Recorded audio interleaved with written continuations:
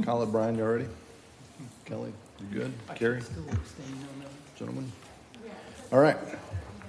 We are going to call to order the regular meeting of the City Commission for Tuesday, November 9th, 2021. If you would do me a favor, silence your cell phones. I'll do the same. And we'll begin, as always, with an invocation, and following that, we'll have a pledge of allegiance. Police Department Chaplain Laura Berg will deliver the invocation if you care to join, and then if you would remain standing for the pledge. Thank you. Let us pray. O divine presence, we come together this evening grateful for the gift of another day, for the blessings you have shared with us, for the opportunities we are given to be a blessing to others. We ask your blessings upon our mayor, our city commissioners, and our city officials, that they may use their best skills, resources, and judgment with regard to matters placed before them tonight. Bless all who are placed in positions of leadership and service in our community, in our schools, our workplaces, medical facilities, places of worship and recreation, and throughout our neighborhoods, who tend to the well-being of all our citizens and those who visit our fine community. During this week, we honor our veterans, worthy women and men who gave and continue to give their best when called upon to serve and protect our country. We pray that you will bless them and their families for their unselfish service in the continual struggle to preserve our freedoms and our safety. Help those wounded in body and in spirit to heal, that they may know themselves to be both holy and whole. Help us as citizens to work together for the common of all and for the freedoms for all to enjoy. Guide our hearts and minds in the spirit of unity and charity. In the name of divine love, with many names, we pray. Amen. Amen. I pledge allegiance to the flag of the United States of America and to the republic for which it stands, one nation, under God, indivisible, with liberty and justice for all. Thank you all. Thank you, Laura. Gentlemen, I know we have one continuation. Oh, yeah, we're going to call the roll. We should probably do that.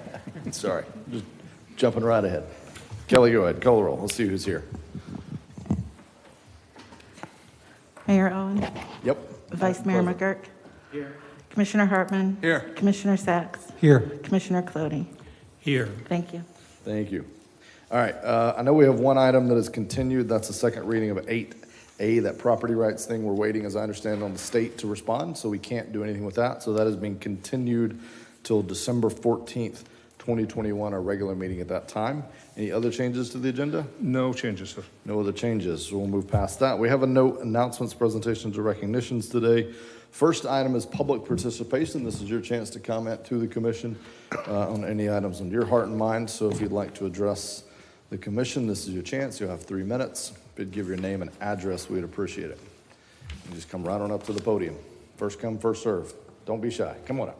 I'll raise everybody up there. I promise Jason I would do an interpretive dance. Do it with a flourish. I like Hi, it. Russ. How you doing? Good. My name is Alexis Sheehan. I'm a local here in New Smyrna Beach. Moved here from California about 5 years ago. In that 5 years, I'm on the board of directors for Film Florida and Women in Film and Television Florida.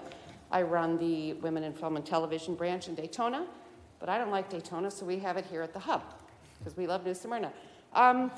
Just seeing that the Real Deal Film Festival was on the agenda, it's just such a perfect opportunity to enhance the arts community that New Smyrna is. It's touching something that wasn't here before. It was a couple months ago.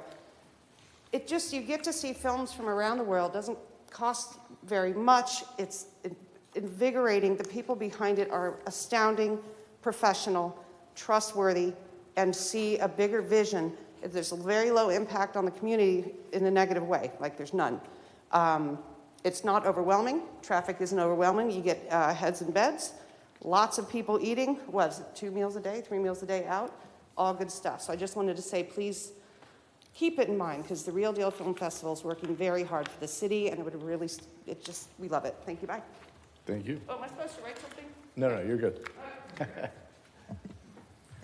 Any others for public participation tonight? Who wants to follow that act? Anyone else?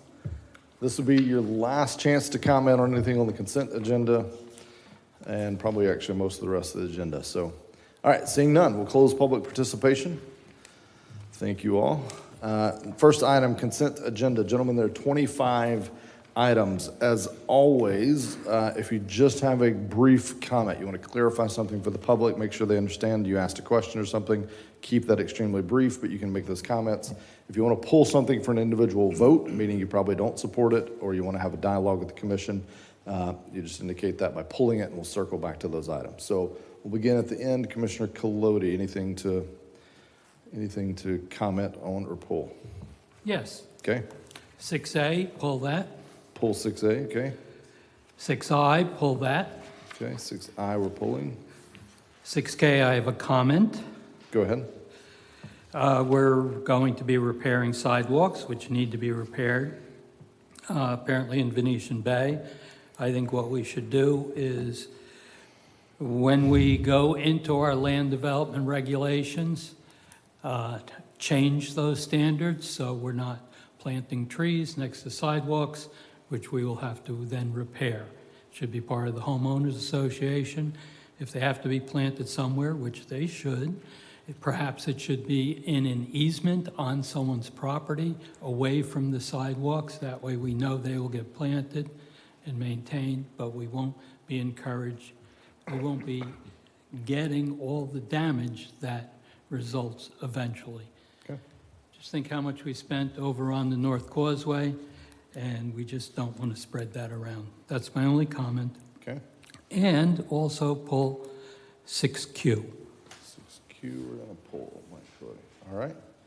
Commissioner Sachs, anything to pull or any comments? Since Commissioner Colodi is pulling 6Q, I'll just tag along on that Okay. one for consideration. All right. Nothing additional. Commissioner McGurk, anything? Yes, item 6E. 6E to pull or comment? To pull. Pull, okay. We'll pull 6E. Nothing.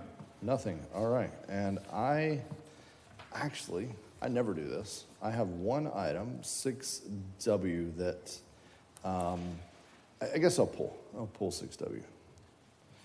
Okay. Mr. Mayor, I'm yes. so sorry. I'd like to pull 6E. Did anyone pull 6E? I think 6E was pulled. You Yeah, did, Jason. yeah, Thank- Vice Mayor Oh, pulled I'm that. s- Yeah, yeah. It is not 6E. It is 6I, and somebody probably pulled that. 6I, Commissioner Colodi pulled 6I. All right, good. Okay, so do I have a motion to approve the consent agenda with the exception of item, and everyone check me if I've got your item, with the exception of item 6A, E, I, Q, and W. Those are the items that I had that were pulled. Yes. X, did you want to pull X? You had comments? No, I'm okay on that one. Okay. I talked to the organizers on that. Yeah. Okay. Motion to approve, Mayor. Motion to approve the consent agenda. Second. Second, City Clerk, if you call the roll. Commissioner Sachs? Yes. Commissioner Colodi? Yes. Commissioner Hartman? Yes. Vice Mayor McGurk? Yes. Mayor Owen? Yes. Thank you. So the consent is approved with the exception of those items that were pulled. So if you care about those items, stick around. Mike, we'll start with you. 6A. I simply wasn't here, so I'm not going to vote for it or against it. I'm going to abstain. Minutes. Okay. I think we've had this before, and I thought you're voting that the minutes are accurate, not necessarily that you agree or that you were present. And I don't know, I thought to abstain, you had to have like conflict of interest to abstain. True financial conflict of I interest, don't care but I either guess way. I just that, wanna make yeah, sure we're okay. it's kind of one of those ones that if he didn't review the tape to confirm Okay. accuracy, All right. we'll just, Do I have a motion to approve item 6A with Commissioner Colodi will just abstain? So do I have a motion to approve item 6A? Motion to approve A. Second. City Clerk, if you'd call the roll on that. Vice Mayor McGurk? Yes. Commissioner Sachs? Yes. Commissioner Colodi? Abstain. Mayor Owen? Yes. Commissioner Hartman? Yes. Thank you. Thank you. 6A is approved. 6E, I think you pulled this one, Vice Mayor McGurk. Yes, this is regarding a lease on airport property. I wanted to make one comment, and then I would like to make one change. I just want it to be clear that we are not signing a 20 or 25-year lease. I want to make, obviously, state for the record, because this was a big issue during the This was a big issue during the charter talks and making sure that we don't have long-term leases. I know anyway. So it's really a 5-year lease, and then we have the option to be able to change or not exercise or allow the leasee to exercise the option after 5 years. So I want to make that point. The other thing is I'm uncomfortable with a leasee being able to sublease. That is something that I would like to be removed from all city leases. This is not just this lease. So the ability for a leasee to be able to sublet, sublease, or assign the lease to somebody else is a problem. As a landlord, there's no reason to have that to lose that control. We can at any time, if the leasee wants to change something, come to city staff, request that change, we can review it and grant it. But the way it's written now is, they have to get our written approval, which means that we cannot unreasonably deny it, which then gets into a discussion and debate over what is, quote, reasonable, and you end up in court. So I am someone who I don't support as a landlord the ability to be able to assign or sublet a lease.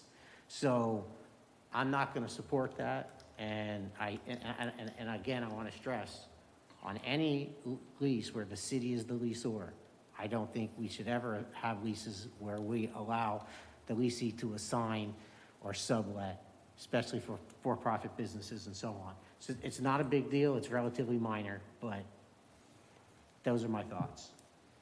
And so under what I want to accomplish, section 15 and section 42 would simply be removed, or section 15 would be removed, and the verbiage in section 42 would simply change to say that the leasee cannot sublease, sublet, or assign, sublease. And anyway, there's some information there if and when we want to get into it.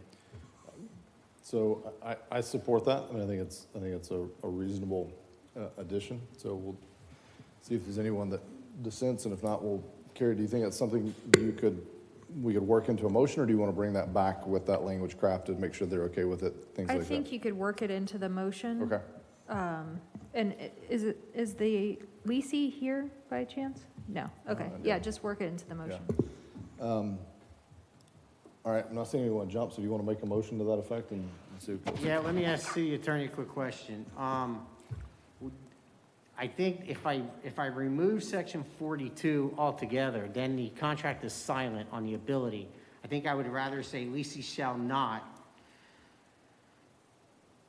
Sublet. assign, yeah. mortgage, pledge, or encumber this lease.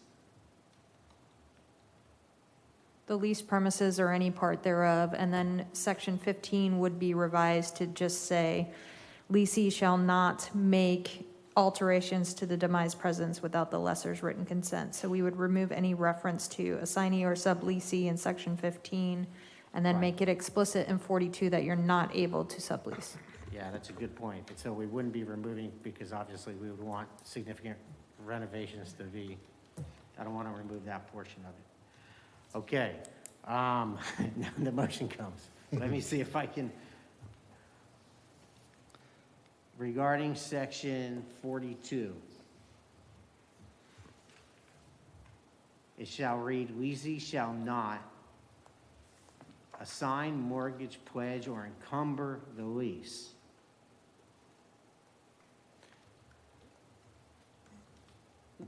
What if the motion just included language instruct? I think the city attorney gets the intent of, what if we Yeah. just give All right, her city that attorney, you instruction? understand? Totally I'm understand. gonna make a motion for the city attorney to rewrite section 42 and 15 to reflect there's no subleasing or assigning the lease. And any other relevant, in case you missed a section. Correct. Yeah, okay. So that was the motion. To have a second on that motion. Second. Have a second. Any discussion? Discussion, Commissioner Clody. Well, I don't think Epic Aviation has a clue that this is coming before them and that we're altering their lease. I think we should put this off unless there's some overriding reason we have to adopt this today. I'd rather see it come back after there's been a change made. Okay. Let's hear from, Good evening. I'd like you guys to consider that some of the airport business models support a sublease as part of their services. So if you're landing and you need a rental car, that rental car may be under a sublease. Or if you have food or something like that. So how would this change where we would still have the diversity within the business and we would have multiple, streams of revenue? How do we mitigate that? So we're not denying the ability, we're not just giving the right to be able to do it. So how that would happen is, in this case, if Epic or anyone else wanted to sublease to a rental car agency, they would come to the city, they would say, hey, here's what we want to do. The staff will look at it. Obviously, it would come to you first, go to manager and attorney, and then they will make decisions on it and bring it before us if necessary. So what I'm taking away is the inherent right to be able to sublease without the commission knowing that. So, for example, if we create a lease to anybody on the airport for profit, and then that person then creates a sublease for income, that is something that I think that we, the commission, the people should know about. It's the people's property. In other words, I want a lot of transparency in that, and we can get into a interesting issue if on the values that a leasee can charge a subleasee. So I've always said that we need to be transparent. We need to make sure that the sins of the past from many decades ago do not continue. I've always taken that position. So it is not in the city's best interest as a lessor to not have control of subleases. So it is not going to prevent that from happening. It will just make the city have to be able to approve that. May I respond to that? Sure. I'm still new to this position. I've been at it for a couple months. My understanding is that the lease requires the leasee to provide us with written, basically asking permission in writing. And then it's my understanding of our airport code that the lease approval is then your responsibility already. So, yeah. I think this phrase, the leaseor will not withhold or refuse to grant such consent without cause or grounds, like that kind of puts us in a spot where we then are defending our decision. And it may be one of those that, not everything is there's shades of gray, right? Not everything is kind of black and white. And so that kind of puts us on, we're now on the defensive versus being able to just say, nope, that's not the right fit for our community. And so I think that's maybe Yes, what absolutely. you're kind of. In other words, the way the language is, we cannot deny them unless we have some really valid reason, which means they have the underlying right to be able to sublease. And then, of course, if we wanted to fight over it, we'd end up in court. Then you got to determine, a judge would determine what's a reasonable expectation, all that kind of mess. So I think it is in the city's best interest, the lessor's best interest, to be able to have full control over that.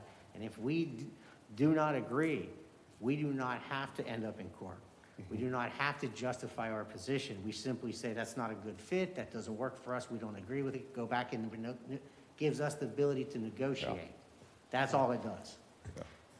The way it's currently written, that's not the case. Gary, go ahead. But you had some information on why it would be better to act tonight versus continuing this another month. my goal with bringing the Epic lease to the commission is that they're currently on a temporary lease. Month to month, yeah. And that this is a superior rate for us. It's a better rate for us for the airport, and it allows us to move from the temporary lease situation. So I think it's the right step for the airport, and I think it's the right step for our budget. Yeah, and I hear the commissioner's concerns. I mean, this was on the agenda. I assume they knew, the agenda's public. I assume that they were told this would be on the agenda, so I don't control who shows up, but they certainly had the opportunity to be here. So my opinion won't change whether it's tonight or in the future is kind of where I'm at, so. Go ahead. Perfect, I mean, We had a motion and a second, so. yes, I'm perfectly comfortable with moving forward tonight. Airport manager agrees with that. All right. We had a motion and a second. We had So- one counterpoint. Go ahead. So is there any other way to phrase that to get to where Commissioner McGurk is trying to get to, but not totally eliminate the sublease part of it? So it could say, leasing shall not, without city commission authorization, lease in whole or in part, or sublet the premises or any part of the premises, and then strike the sentence that says, leasing will not withhold or refuse to grant such consent without cause or grounds therefore. So you could strike that sentence so that you're not in the defensive posture if, moving forward. So that is an option. And you could even strengthen it further in saying leasing may withhold without call. You could even address it or stay silent on it, either way, yeah. Lessor's sole discretion. Yeah, something like that, yeah. So I will amend my motion. That's perfectly fine with me. That accomplishes could what I want to support- Yeah, I accomplish. could support that rather than just completely eliminating it altogether, because I understand what Adam's talking about too, so. Yeah. Sure. No, that accomplishes my goal. So I think you were the seconder, right? Yes. So for clarity, I think what I heard you say, but just, do you want to Yeah. restate it and make sure we're Yeah. all on the same page? I will amend my motion to direct city attorney to allow for subleasing, assignment, that other verbiage, as long as it gets city commission approval. And we will also strike the section of it that it says will not withhold. So we don't get into a legal issue of what our ability of reasonable is. Is that acceptable to the seconders? Acceptable. Okay. Commissioner Clody? Have they signed the lease that's currently before us? No, they have not. So they're going to have to sign a lease with revised terms in it. Potentially, yes. Okay. All right. We had a motion, we had a second. City Clerk? Commissioner Hartman, Yes. Vice Mayor McGurk, Yes. Commissioner Sacks, Yes. Commissioner Colodi, Yes. Mayor Owen. Yes. Thank you. Thank you. Thank you. So that approved item 6E. 6I, I think you pulled that one, Commissioner Clody? Yes. It's very important that we get the input from the community on what we're doing. So for $60,000, basically there's only about, this may be cynical, about 10% of the people in the city that are even going to give their input into our processes in general. And of that 10%, there's probably less than half of them, just look around the room, of people who are willing to give their input as to which way things are going to go. So we are going to get a result from maybe less than 5% of the citizens that we are then going to base our opinions on. I'm not comfortable with that because I think we tend to get comments every day from our constituents, either by emails, phone calls, and whatever. I just think $60,000 could be better spent on other things and on other ways. I would like to see the scale of this taken back, save us some money. It's my personal opinion on it. Okay.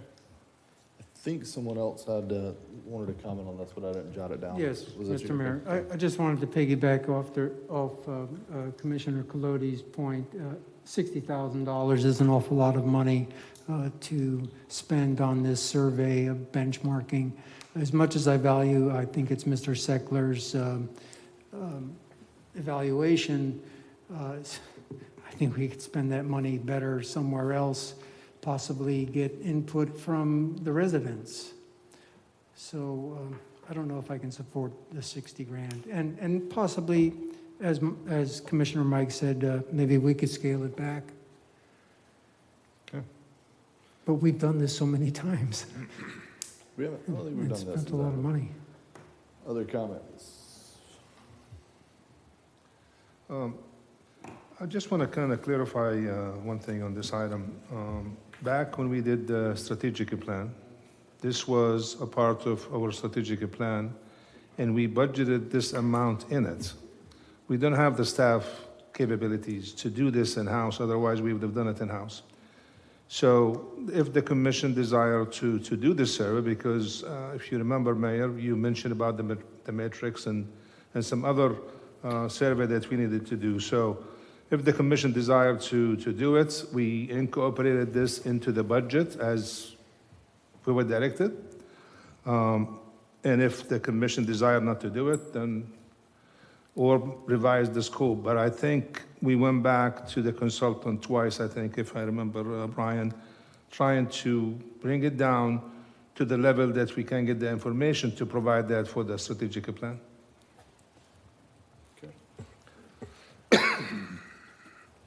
So I don't disagree with anything I've heard so far.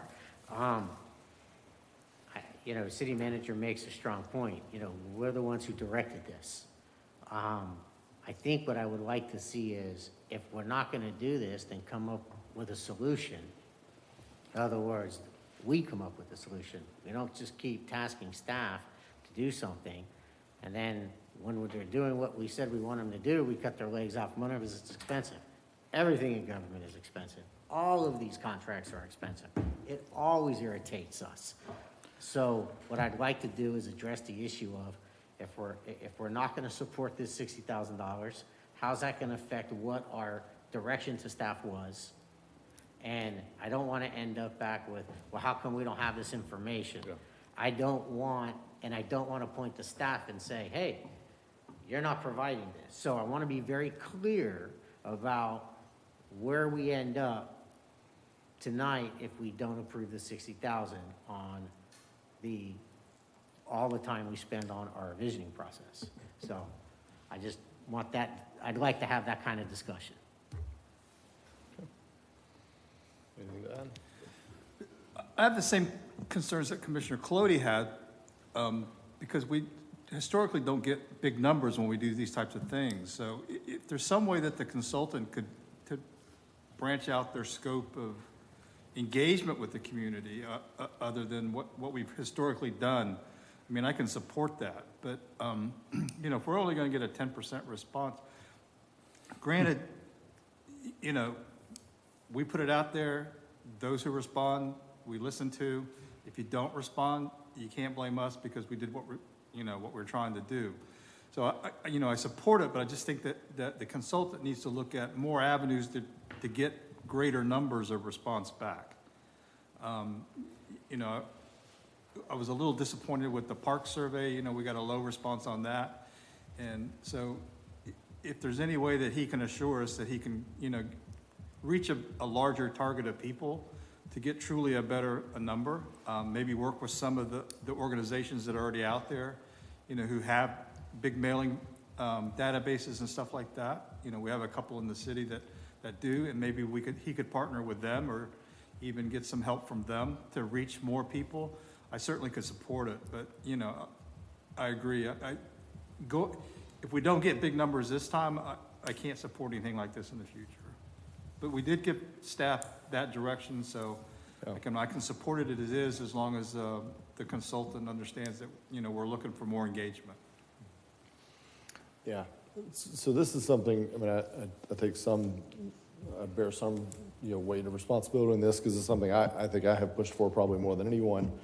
The goal being, and I think I've been very clear with you all, that one of our sister cities or colleagues, however you want to, I don't want to use the word peer, but one of our compadre cities that I look up to, I think is a well-run city from a government accountability and transparency standpoint. You know, they have done something similar, and I think the results are just fantastic. I think it puts them in a class of their own. So my goal with this was to try to be marching us in that direction. Yes, I wish that, and I feel like it could be done cheaper. You know, when you look at it one way, you say 60,000. That's a salary for a year. I mean, I could have literally someone work on that, nothing but this for 1 year if we just brought somebody on as a, you know, a person, you know, if I hire somebody. So, you know, I'm frustrated on that, in that regard, because this is a little bit bigger number than I would have liked. And for what we're gonna see here, 4,000 surveys mailed, minimum of 380 that are completed. You know, but there's other parts to it as well. I mean, that's the other thing. It's not just mailing out 4,000 surveys. It's providing all these other performance measures and some of the metrics, and then benchmarking it and trying to, you know, get us down that path. So, you know, I'm kind of with Jason. If not this, then I think that's a direction that we to consider ourselves a well-managed city, I'd like to see us getting there. So if we don't get it this way, how else are we going to get there? Because just having a public meeting or even hosting the workshop at the Brandon Center, you get low engagement. And I feel like in this online digital era, we got to be better, you know, and it's not, you know, maybe it's not mailing it. Maybe it's somehow, I don't know, there's got to be a better way. So I don't know if maybe there's other consultants besides GAI. I don't know if there was a reason we chose them, if they were the experts on this. Were they the ones that did the other city? Is that why we went with them, or did we shop this? How far did we go with this? Yeah, GAI has done this in other cities. That's why when this came up in the strategic plan discussion, they recommended it. We didn't discuss the price tag when we were doing strategic planning. I think it came in higher than we all expected. Yeah. But they do hire a professional surveying firm that does that data collection and filters it back to them. Yeah, okay. We struggled, Mayor, even staff internally. Yeah. When we saw the number to bring it up to the commission. Yeah. And so I told him to go back. I think he went back twice because they wanted a higigher number even. Yeah. So maybe what I could support for tonight. And it sounds like nobody's just really sold on this. So maybe we table this for tonight. Ask them to pause. If y'all haven't already, Kyle, you and I can call our colleagues in the city that I've mentioned a few times, and let's just see what their process is. How do they do it? What did they start with? Where did they do it? Did they do it in-house? And again, I agree, we don't have the team right now, but maybe for half of this, we hire somebody part-time. We have a lot of retired workforce that are very capable, and maybe they could take on parts of this, and then we outsource some other smaller parts. So how does that sound with the commission? Go ahead, Commissioner Cohen. Oh, perhaps it really struck me when I read their proposal, and I just realized we're now 30,000 people in town, and we're looking for a response from 1.2% of the people, and I wouldn't be comfortable taking any action based on that as a recommendation. The goal is great. Yeah. The goal is really good. It's not a $60,000 goal. Yeah. That's probably where I fall. Yeah. And I've said this before. I mean, I don't know. I think the five of us could rattle off the top of our heads the top 5 issues that our citizens want to talk about, because we hear it every time we interact with someone. Every time you try to stop in Publix, you hear the 5 issues. So I think I don't need necessarily 4,000 responses or 100 responses to tell you that, because I hear it every single day, every time I go in public. So I'm not as focused on that as I am more, how are we going to measure? How do we know if we're improving? If our goal is to improve traffic, because everyone tells me that's a problem, how are we measure? How can I tell people next year that we're better off than we were last year? What quantifiable, measurable things? So that's what I'm really driving towards. So if we're spending a lot of money sending out surveys that are just going to tell me that people don't like the current traffic situation, that's a waste of money, because I can tell you that, because I hear it every day, all day. So, Mr. Mayor? Yes. A question for my colleagues. The previous commission, we also did a visioning session which engaged the residents, and we drew some conclusions and thought we had good directions to go, things to repair. Let's talk about parks, let's talk about roads, sidewalks, our quality of life. So I wonder I don't want to diss, for lack of a better word, staff and their efforts. And Pete, with GAI, has helped us, provided for us. Maybe we could continue a discussion with him, but at the same time, I feel like we know what we kind of need to do to keep the ball rolling, to make the city even better. Do we really need to spend 60? Yeah. Again, I completely agree with that. Knowing the issues is not the challenge. The issue is, how do I tell someone that we, protecting our tree canopy is something here. How do we quantifiably know if we're heading in the right direction? I have anecdotal, how do I know quantitatively? So, all right, so gentlemen, what if we table this tonight? I don't think we need a motion. Colin and I will do some more work since it's something I championed. We'll do a little more work, see if we can bring you something a little tighter back, maybe heading in a whole different direction. Any objections to that? Hearing none. All right, item 6Q. I think a few of you wanted to pull this. We'll just come down the way, starting with Commissioner Colodi. Be right there. Okay. Do we need a motion to table? Either staff can withdraw it until it's ready, or I would suggest continuing it 6 months or, some sort of, how would, make a motion? It was approval of a Okay. purchase order, so if we just don't approve it, it just kind of dies, right? Let's make a Well, motion on. I'm willing to make a motion. All right, go ahead. I make a motion that we table this for further discussion after the staff comes back with different recommendations. Okay, do I have a second? Second. Kelly? Commissioner Colodi, Yes. Commissioner Hartman? Yes. Vice Mayor McGurk? Yes. Commissioner Sacks? Yes. Mayor Owen? Yes. Thank you. So just briefly, so we're going to have discussion. We'll pull you in as needed. But you can hang out up here in the area, but just we'll have commission discussion. If we have questions, we'll come to you. Sure. Go ahead, Commissioner Colodi. Well, we've had a couple grant requests for use of the Brandon Center. One, 6P, we approved it. 6Q, it just seems to be, it's too much of an ask in the way of dollar amounts and loss of revenue. I support the project. I just simply don't support $7,100 worth of lost revenue. I think there's a lot of time between now and then for them to attempt to shore up their finances, to carry the thing forward. I received information that said they had approximately 400 people involved in it the last time. That's a couple bucks a person, and I just think it's too much to ask of the city in waiving that fee in its entirety. Okay. Other comments? I think you also wanted to pull this one. Yes. Ma'am, if I could address you. Sure. You were wishing to reserve the Brandon in September of '22, is that correct? That's one of the dates? Correct. So my concern is if we grant you that, we will be blocking out that portion of a week from someone who might like to rent it for whatever price we have at the time. That's a concern, and it's a way out. So that was one concern. Okay. And please don't get me wrong, I fully support what you do. I Thank think you. it's awesome to bring the arts and film to our city.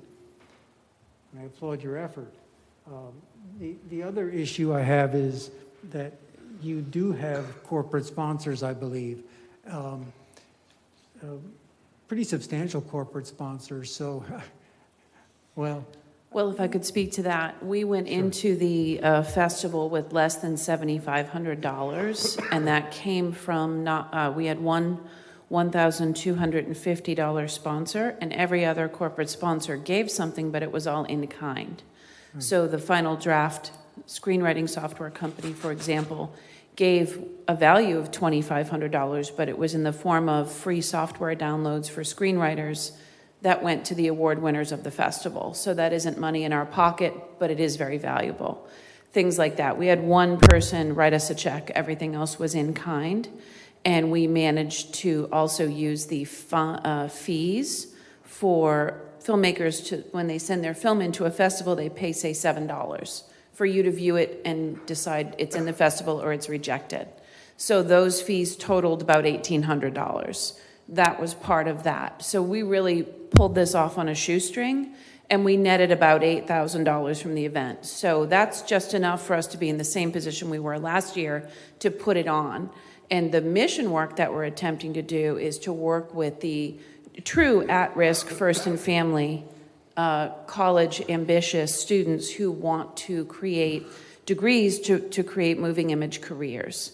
So that's the work that we want to have some resources to have filmmakers work with them.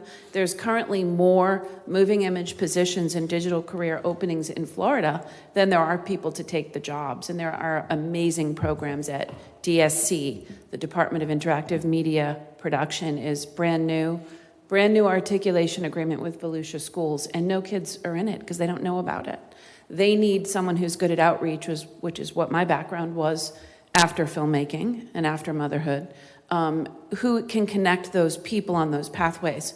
So the revenue that we create is for those purposes. It's really no different than what you already support, for example, the Razzle Dazzle Fashion Club. Now I believe I have heard stands on its own, but for a couple of years, that support to get it going. Our goal is to go for the big corporate sponsors to fund the work and be a customer of the city. But the help we're asking for, it's for a bridge to get from nowhere to there in maybe 2 or 3 years. So that's the big picture thinking, if that helps clarify. And I realize it's a big ask, and, I don't know if you read last time, but when we were given part of what we asked for, the Daytona Beach News Journal reporter called me and tried to create like a smoking gun. They didn't cover the film festival in the art section. They covered it in the news section and kept asking me, why didn't the city give you money? And I was the first to say, no one is entitled to the taxpayers' money. I don't feel that way coming here. I'm going to ask because I'm going to ask. I'm a brand new nonprofit working with an all-volunteer skeleton crew, bringing something that I think is very substantial to the city and the owners of the businesses here, as well as to the cultural experience. But I in no way have an expectation that I'm entitled to an affirmative answer, and I'm okay with that. Whatever works for all of us is something that I'm willing to work with and move forward. So I just wanted to throw that out there because... Thanks. I appreciate your explanation as well. Other comments on this item? I see you, Mike. Let me just make sure others don't want to speak first, and then we'll come back. All right, Mike, go ahead. No, it's just for our staff. 3 days of use would be set aside. Assuming we gave nothing, when would they have to pay that money? Meaning like when are deposits due, I think? If they reserved it today as a normal customer, when are deposits due at the Brandon Center? It's usually like 50% at reservation and then 50% up front, and then probably in a week. 50% like closer to the event. Usually, I don't know our schedule, that's normally how stuff like that works, so. Thank you. It's 4 days, right? It's 15th, 16th, 17th, 18th? Is that what I'm It's saying? actually 3 days, yes. We wanted to have the awards breakfast at the Spring Hill as we did last year. I got you. Okay. So that may be, So that 3 may days. not have been corrected, I apologize. Gotcha, that's okay. Okay.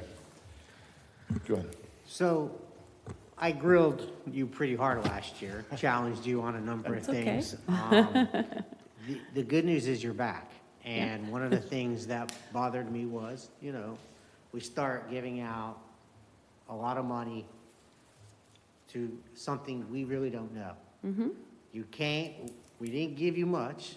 You came, you delivered, and you're back again. And I like that. And I will say that, I don't know much about film. Mm-hmm. I don't know much about film festivals and how all that works. But I'll tell you this, what I do know. When there is a movie being filmed in this town, I have hardly ever seen that much excitement in town. I mean, think of all the people who saw George Clooney when he actually was never here. So, this is an artistic industry that we really don't have here. We don't have here to the extent to which, I know nothing about it. I think the county has flirted with having some kind of film industry person, a lot of back and forth on that. All I know is this.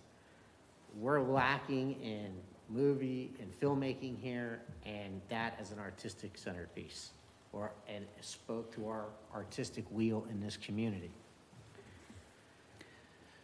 $7,000 something is a lot of money. If someone doesn't want to give that much, I'm open for other suggestions. But I think I can support this because this has progressed. to the point where, as I mentioned, you're back again. We're seeing you put things together, certainly not the kind of numbers or anything that, wow us. But you're back again with an artistic field that we're lacking in our arts community that we're supposed to be so proud of. So I would like to do something to help her move this forward, continue her efforts. May I add something? One of the reasons to want to set yourself up in one place with the scope and the space of something like the Brannan is because it does allow you to bring in a larger film, a panel of intellectuals from the FSU, which is in the top 10 of film programs in the United States now, from DSC, from UCF Nicholson School of Communications, from UF, UNF, USF. Florida is killing it in communications and film programs. So to amass the intellectuals within film together to do panels, I think it adds a lot to the community and it promotes filmmaking as a career path. And there's a lot of corporations coming to Volusia because I've interfaced a lot with Team Volusia EDC, who were one of my in-kind sponsors with publicity. And there are a lot of corporate headquarters that now need people to make their promotional films. So there are ways to, my daughter is a chosen junior in Tomorrow's Leaders Today through Florida Futures. And what their main goal is to keep students who get education here in Volusia. Teach them that you can be all of those dreams that you want to be, but you can keep your life here, not always get educated and leave.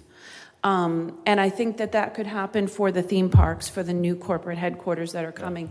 And having a skeleton crew and an all-volunteer, it makes it a lot easier for us to be in one place for a couple of days, and it makes it a lot more attractive of a place to invite the intellectuals and powerhouses and even the lobbyists and people that are supporting film as Film Florida tries to create more of an industry here. So that's some of the thinking as well. Okay, thank you for that. Randy, any comments? So we're really not giving them money, we're just giving them space or, Potential lost revenue.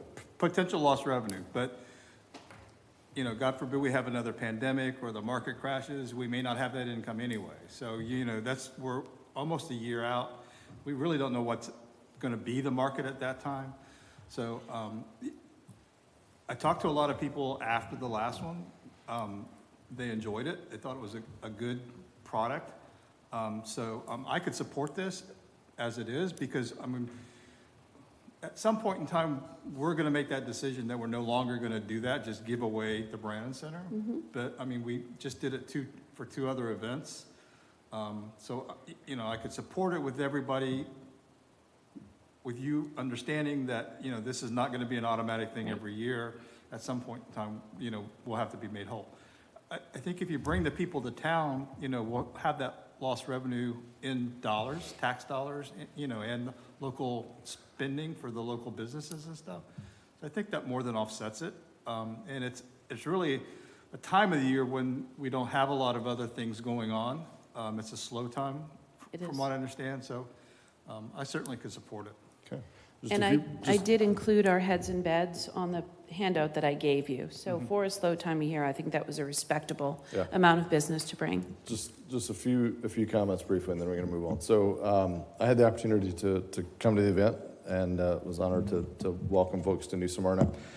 The 400 number of attendees is that's a genuine number. I was there, and I was blown away. I said it at the event. I didn't know what to expect. It was way more than I expected, I'll tell you that. I honestly expected to walk in and see like a smattering of people. And I walked in, I was like, oh my word, this is way more than I expected. So I'm kind of in line with what Commissioner Hartman said. We're not writing a check. We're not giving I'm not writing a check out of my pocket or the taxpayer pocket. We are giving up the facility, potential lost revenue. I don't know, do you know, is the 7,100, is that based on, right now we're charging a lowered rate. Is that based on the lowered rate or is that sticker price? Based on the 50%. Okay, so that is based on the discount. And is it based on 3 days or 4 days? Because you said it's 3. Yes, it should be 3. So I don't know if the 7,100 is based on 3 or 4 days. So anyway, however it is. 3 days? It's based on Based 3 on days. 3 you're saying. days. Okay, so they got that ironed out. So I can support this. Last time we just did 1 day, right? Yes, Okay. one night, Yeah, one yeah, evening, yeah. one night, yeah. I think the Thursday with the current rates is 500, It's and I lower, think yeah. the other 2 nights are 1,500. So I think it, from what I looked at on the sheet, but that may be expired, that discount may be expired, I don't know. Yeah, I don't know. So, I can support this time. Like Commissioner Hartman, though, I've always said, we support the Marine Discovery Center. Actually, in that case, we literally wrote checks. So it's a whole different level of support. The goal for these things is they organically become on their own. So I think I'm okay as a citizen supporting this kind of thing. So therefore, I'm okay as an elected official supporting it, but I don't want to support it forever. So to me, this Fair is enough. probably it. If it's got 400 people attending in the very first opening out of the gate, we have a year to grow it, and then from there, it's kind of off and running on its own, and we're happy to be a part. Maybe it's a smaller part, maybe it's a tiny part, but probably not anything near to this scale. That's just where I think I would be at. But I agree with Commissioner McGurk. I think the little bit I know, and talking with Alexa and others, I think that this is something we could probably lean into. I'm not going to bring a lot to the table other than just trying to support stuff like this, but I think there is something there. I mean, the razzle dazzle, I keep seeing this in our community. It fits our vibe of arts, so I can support it. I hope. Wish you the best. Willing to do anything else I can do personally, even, and then hopefully this is kind of off and running, and so that's kind of where. and I did want to clarify, at the Brandon event, there were 270 people. There was about 400 participation over the course of the whole 3-day event, with the additional screenings at the Spring Hill. Yeah, I mean that sounds So, right. I mean, just to it's be hard clear. to tell how many people were there, but yeah, it was around 300-400, something like Yep. that. All right, do we have a motion on item 6Q? Make a motion to approve? Second. City Clerk, if you call the roll. Commissioner Colodi, No. Sorry, did I go ahead, finish calling the roll, I guess. Sorry if I missed you, I'm sorry. I was just going to ask how much we granted last year, Oh, it was just a one day, so, dollar amount? yeah, one day's rental, probably 1,500, something like that, yeah. All right, for clarity, let's restart that. So we had a motion, we had a second, we're gonna call the roll now. Commissioner Colodi, No. Commissioner Hartman, Yes. Vice Mayor McGurk, Yes. Commissioner Sacks, I'm sorry, no. Mayor Owen. Yes. All right, item approved. Thank you. All right, last item on the consent agenda with 8 minutes to spare for an hour. All right, special event food truck competition. So gentlemen, I mentioned this in I don't remember even when, either mayor comments earlier, some other meeting or in an item. This is one I have, so this is a city organized event. So this is something we do. Our staff organizes this. We go out, we invite food trucks, I think 100% of which are not based in, definitely not New Smyrna, maybe not even Volusia County, and we bring them in. And there's a part of me that, okay, that's cool. Like, people love food trucks. I've occasionally gone to the food trucks. I don't have a great answer when my local restaurants say, hey, really appreciate you hosting a night that pulls business away from us. You can make the argument it draws a crowd to an area, and there's some ancillary kind of trickle-down business that goes to them. So I'm not ready to necessarily pull this event's coming at us rapidly. Staff is probably prepared, this is rolling. But I'm personally, unless somebody makes some compelling case, I don't get why we're doing this. If I want my staff working on something, it's not to generate an event that is, I view, in competition with the Primas and the City Market Bistros and all of my great restaurants down Canal Street. So I'm just having trouble understanding why that's what our staff is working on. So I can approve tonight because I'm told it's probably mostly in motion, and I don't want to pull the rug out from under anybody. And I get the folks that own these food trucks, they probably are counting on this too. So, but moving forward, I'm probably not going to support it. I'm probably even going to fight it. And again, unless I hear something from a colleague that convinces me why this is the right thing, because I'm not hearing that in the community. Again, I know some people enjoy showing up, but I'd rather see us organize some other event that brings people to the area, but then they're supporting local businesses, not businesses that we've brought in from Orlando. So that's kind of where I'm at. So can we reach out to the Canal Merchants Association and kind of put them on the spot and say, we want a feedback after this night. Can you tell us if there was increased foot traffic? Love it. You know, if there was truly a benefit to the Canal Street merchants?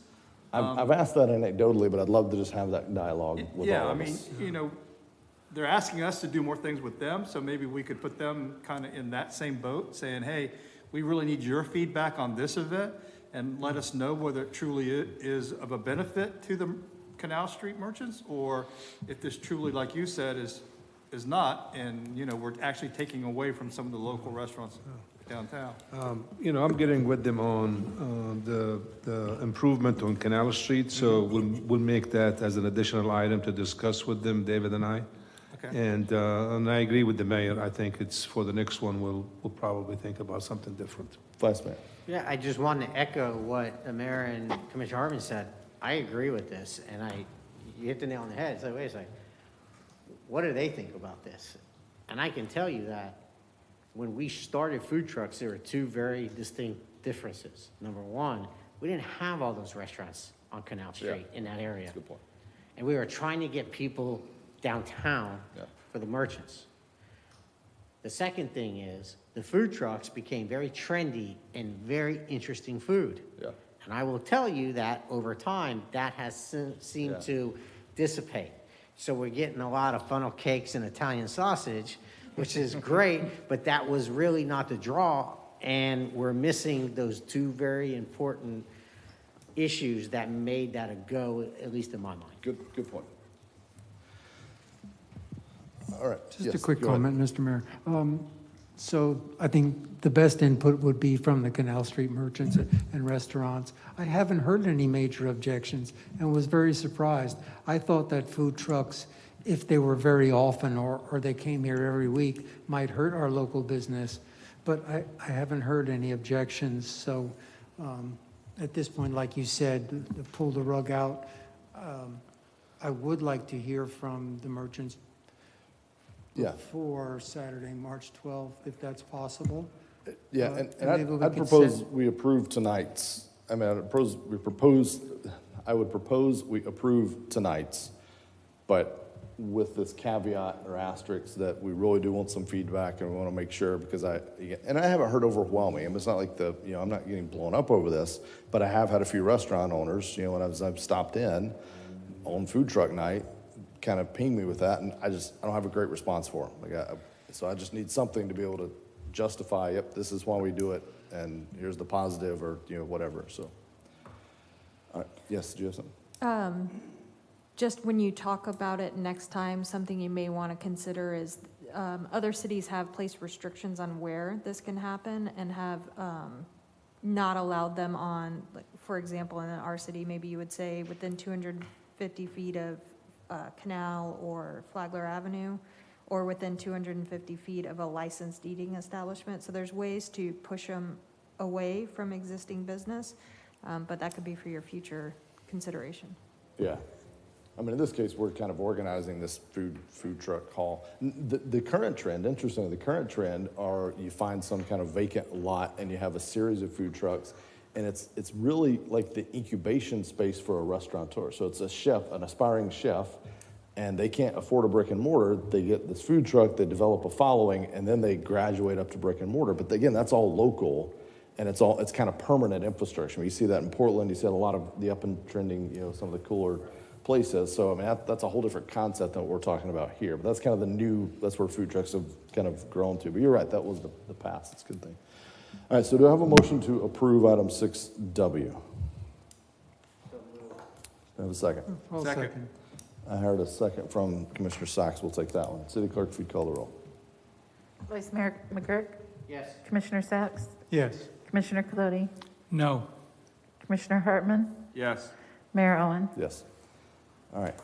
7A. So that concludes the consent agenda. So everything, I believe, passed with the exception of 6I that we're going to revisit. So if you're here for consent agenda, it's finished now. Thank you all. Item 7A and A1, which are distinctly related. So we're going to hear from our marina manager, Jim, is going to present on both kind of 7A. We're going to take separate votes, but we're going to talk about it all at once, and it's the Marina wait list policy. So, Jim. Thank you.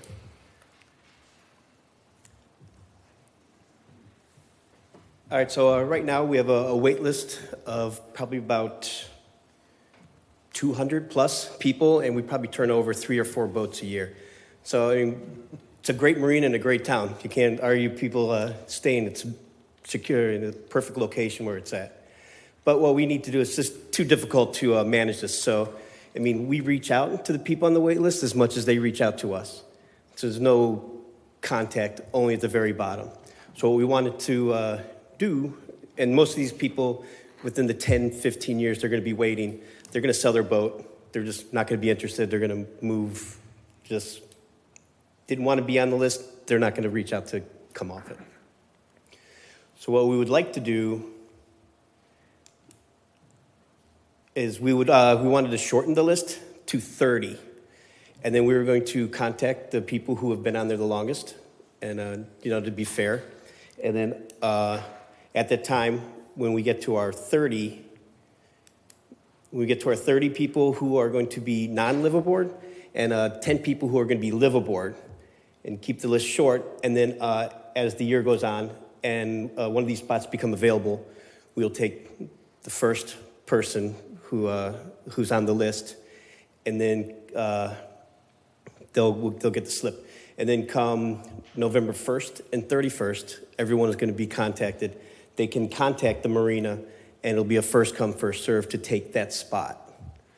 And then every year after that, anybody who's on the 30-person list or the 10-person list has to contact the marina or, lose their spot. So that way we know we're always going to be up to date, and people who want to be there are going to be there. So it's just going to make it so it's controllable. And like you said, people who are going to be grandfathered in are the people who've been on there the longest. They'll be on the 30, and like you said, they'll just have to contact us through November 1st through December 31st to remain on the list.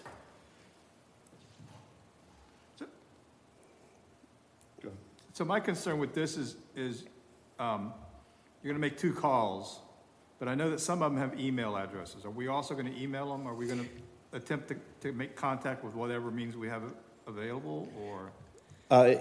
I'm sorry, but it seems that the most people, the information that we have, a phone number, is what everybody has. So anybody who does have an email, they'll be contacted through email. That'll be the easiest way to do it. All right. A group email. So I had that as one of my notes. We're going to contact them by 2 calls. Certainly, what I think going forward, once you get your new list established, the process, if they're going to, are you reaching out to them during that time period each year, or are we going to wait for them to reach out to us?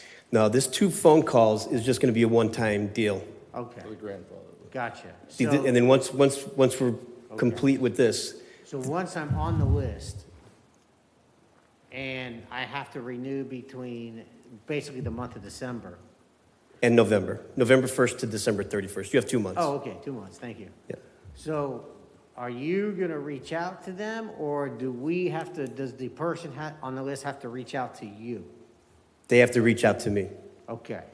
If we have 200 people on the waiting list, I think they need me more than I need them, Yeah, no, absolutely. Okay, so that was clarification. That was important. The distinction between the 2 phone calls was going to be a one-time only. One time only. Okay, so I thought that was going to be a process of adding to that going forward with the 40. But we're going to wait for them to reach out to you to express. I just want to make sure that we have lots of communication about that process. Yes. Going forward. I mean, we understand it. You understand it intimately. We all will. But to the average person walking around, we got to make sure that it's easy for them to understand and access that information. So that's the only thing I want to stress on that. Thank you. So I know you have more to your presentation. It's probably worth kind of pausing here, though. Let's kind of get all the questions and comments on this, and then we'll kind of keep going, because I have a few on this as well. But any other comments on just this kind of wait list portion as well? Go ahead, Commissioner Sachs. Just a question, Mr. Mayor. Jim, can you explain, or is this the right time to ask you this question? How does the wait list policy relate to revenue?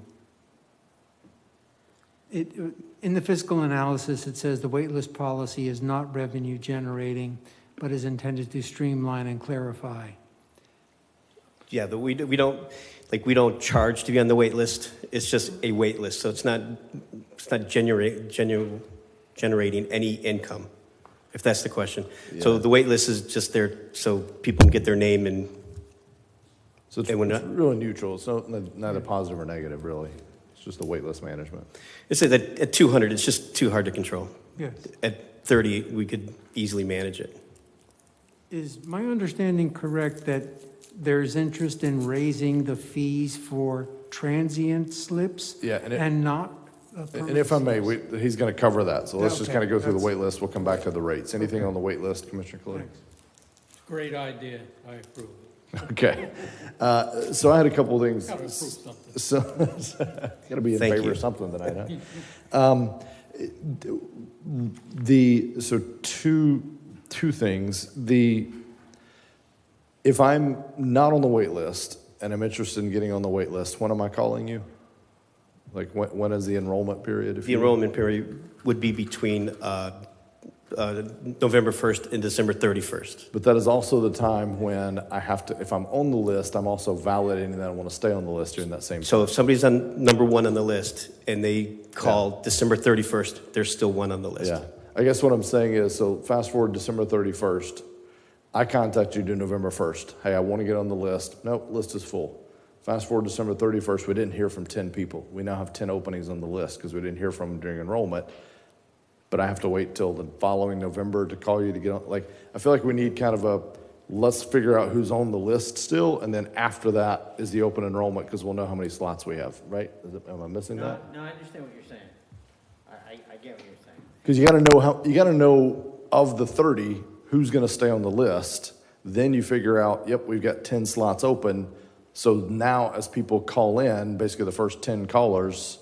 So I would say you have like the validation process is November through December, and then maybe January, February is the time when people can call in to try to get on the list.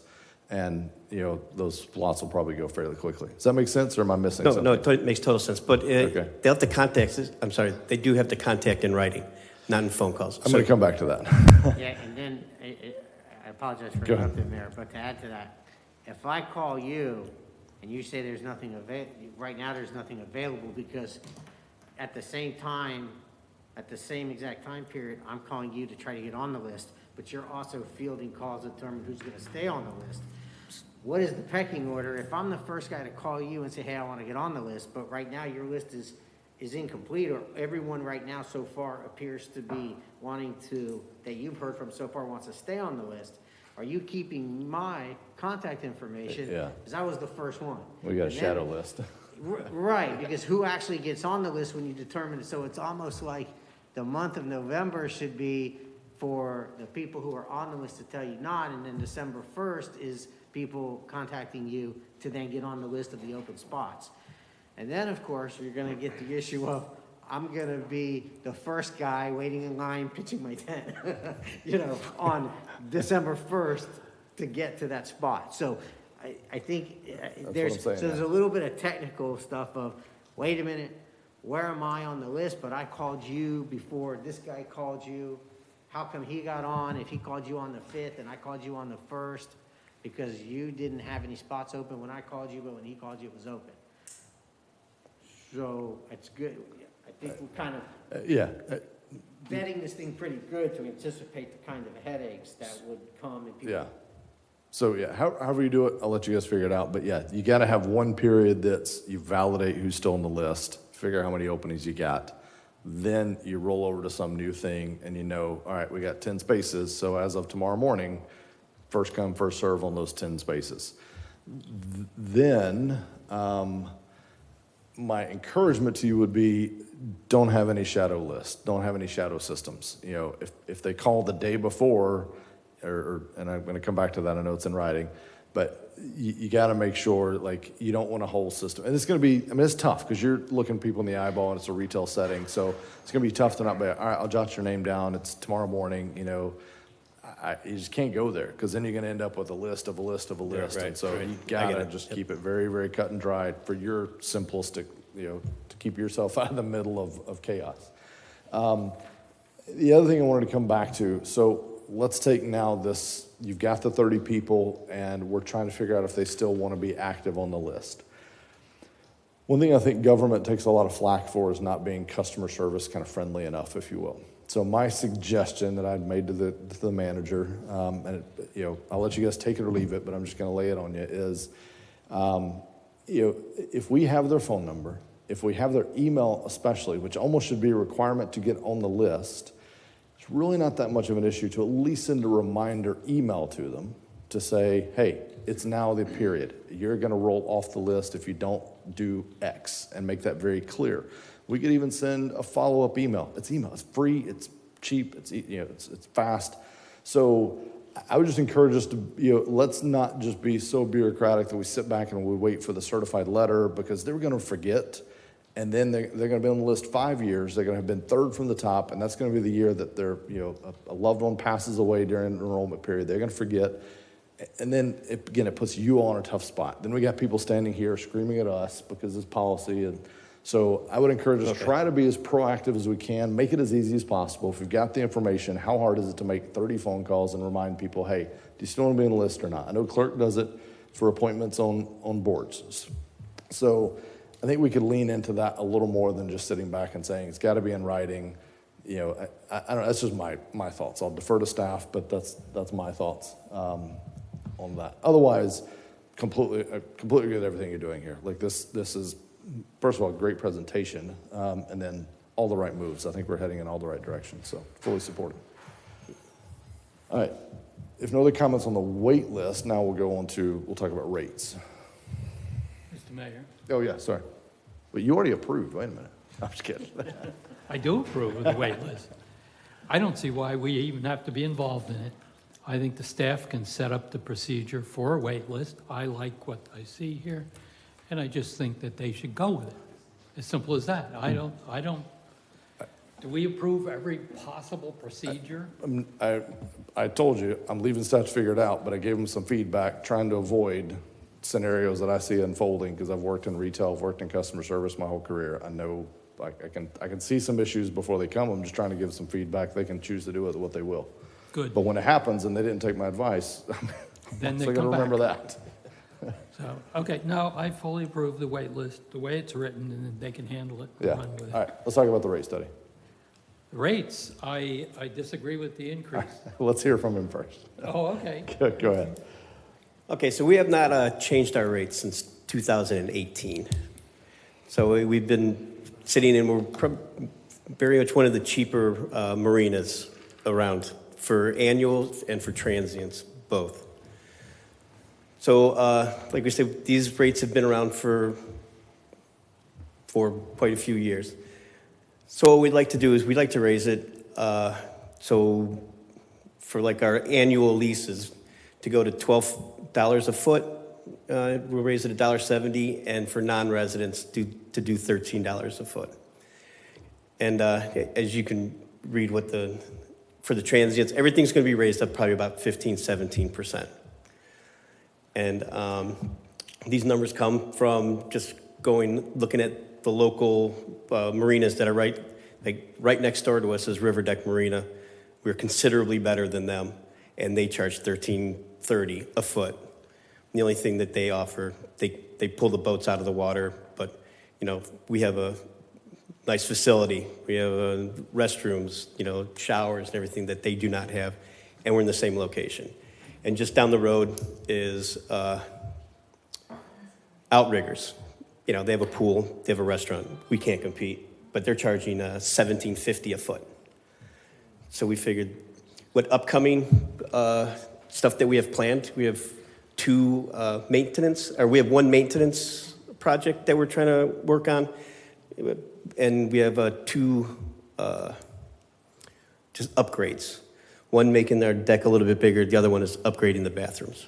make it a little bit nicer. We have but one I would like to seek out first would be the maintenance. But we're self-sustained. We need income we need a reserve. If a storm hits, we need to fix the dock, so we need to have reserve, but we also need to add to that because, just yearly maintenance you have to do every couple of years. You can get 50, 80 to 100 grand just to stay afloat. Okay. All right. Is that all you have on the rates? Yeah. So, and this kind of sums up the revenue. Okay. All right. Questions, comments on the rates? Comments. Go ahead. I believe non-residents should pay 50% more than residents right off the bat. There should be a greater increase. I think the increase you're asking for is really minimal, considering it's been a couple of years since we've done that. I could live with the rate increase you proposed for residents. I think the non-residents should be higher. I also think that in our rate schedule, we should have a CPI increase going forward. We have no clue what our national government is going to do to us in the way of cost increases, and I think we should be prepared for it. I don't think you should have to come back here every year and ask for a rate increase if you need it. So I would like to see that included in there. Yes, we should have a good reserve. We should go ahead with our improvements, and we should be ready for whatever natural disaster can come upon us. So those are my thoughts. I think the rate increase for residents that you're asking for is the minimal we should approve. And I think whatever we approve for residents should be 50% higher for non-residents. The only calls I've ever gotten in 3 or 4 years is from people on the wait list who would be willing to throw money at us to get on it. So I don't think we're going to lack people. I don't think we're going to have vacant spaces. I just think we got to realize we've got a really good asset here, and people want to use it, and they should pay for that rate that they have. Start a bidding process. Any other comments? Go ahead. My only concern with that is how are you going to find resident? Because we have a lot of residents that live in Orlando that have property here, so they are taxpayer here, How do we define it now, Jim? I would imagine we would probably have to look to what's their record address. So if they have property here, what's their, I'm sorry, I'm kind of lost there. Homestead, thank you. Yeah. What's their homestead address we could do? And I would say the locals would be, anybody in the 6'8" and 6'9". Maybe Volusia County might be add a little something different there, but. Go ahead, finish. It's your time. But if I live in Orlando but have a place here, spend most of my time over here, I'm paying more taxes because I haven't homesteaded this, so I should have availability of services. So I think that's muddy water. A small increase like this, people aren't going to get into it, but I think when you're going 50% more, I think then people are really going to get into the weeds on this, and they're going to look at ways to get around it. I support the rate increase. I support the non-resident, if we have some kind of simple form to do that. But once you get into something that's going to be a significant dollar amount, then you're going to run into more problems. Like you said, we don't want to have them up here going, well, I live here, 6 months, 1 day out of the year, but, my work is and my business is and, whatever, so. I'm more than happy to make it taxpayer and not resident. Well, It would clarify that problem. Which opens up rental. So anyway, let's hear from some others. And we'll come back. Go ahead, Jim. I like a lot, pretty much what I've heard. Listen, the marina is not profitable. I have no, in a true context, if you include debt service, taken out it is. I have no interest in subsidizing other people's personal boats. So I don't care. I don't mind going up significantly. You're saying 15 to 17%. That's a great start.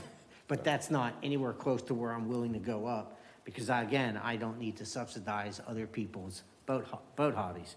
I'm perfectly willing to go up significantly. We can, I guess, kick that around how much a non-resident My question was going to be, how do we define resident? And I would assume, I mean, my idea is you would take an individual, they would have to have a property homesteaded in the same name that they're going to lease the space with, and I go a step further and say that boat has to be registered in that same name. Or if the boat's in a corporate entity, the shareholder or the officer, the primary officer has to be able, it needs to be the same person with the homesteaded property on the name.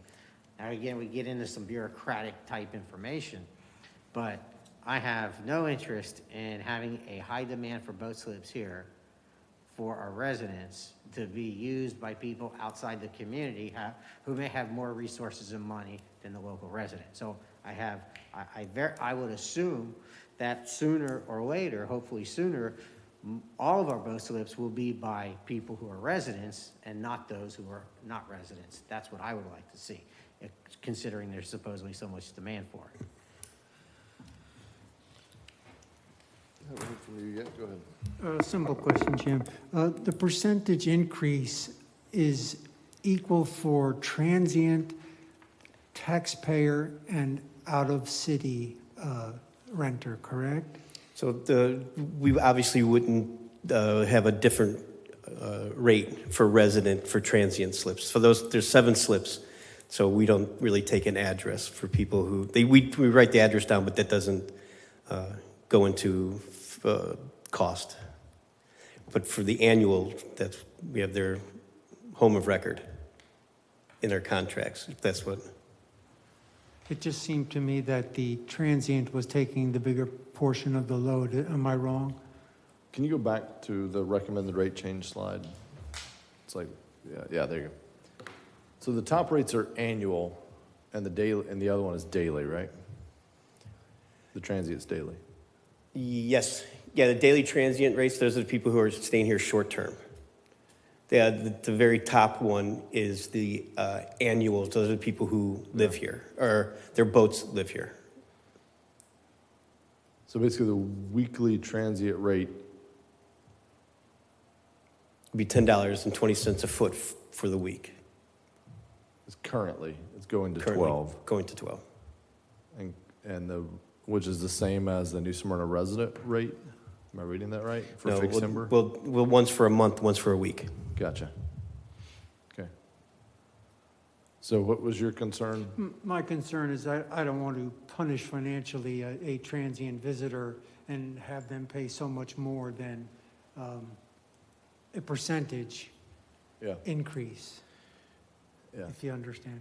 I get it, but I don't know, I can't do the math straight off my head, but it's really not, I don't think it's that much of a difference. Why do we want, Okay. why would we not want to do that?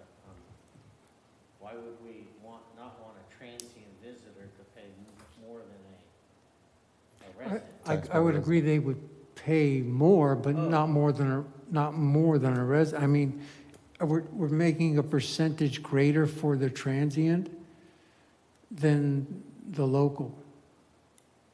Yeah. Something seems unfair there. Maybe I'm not following.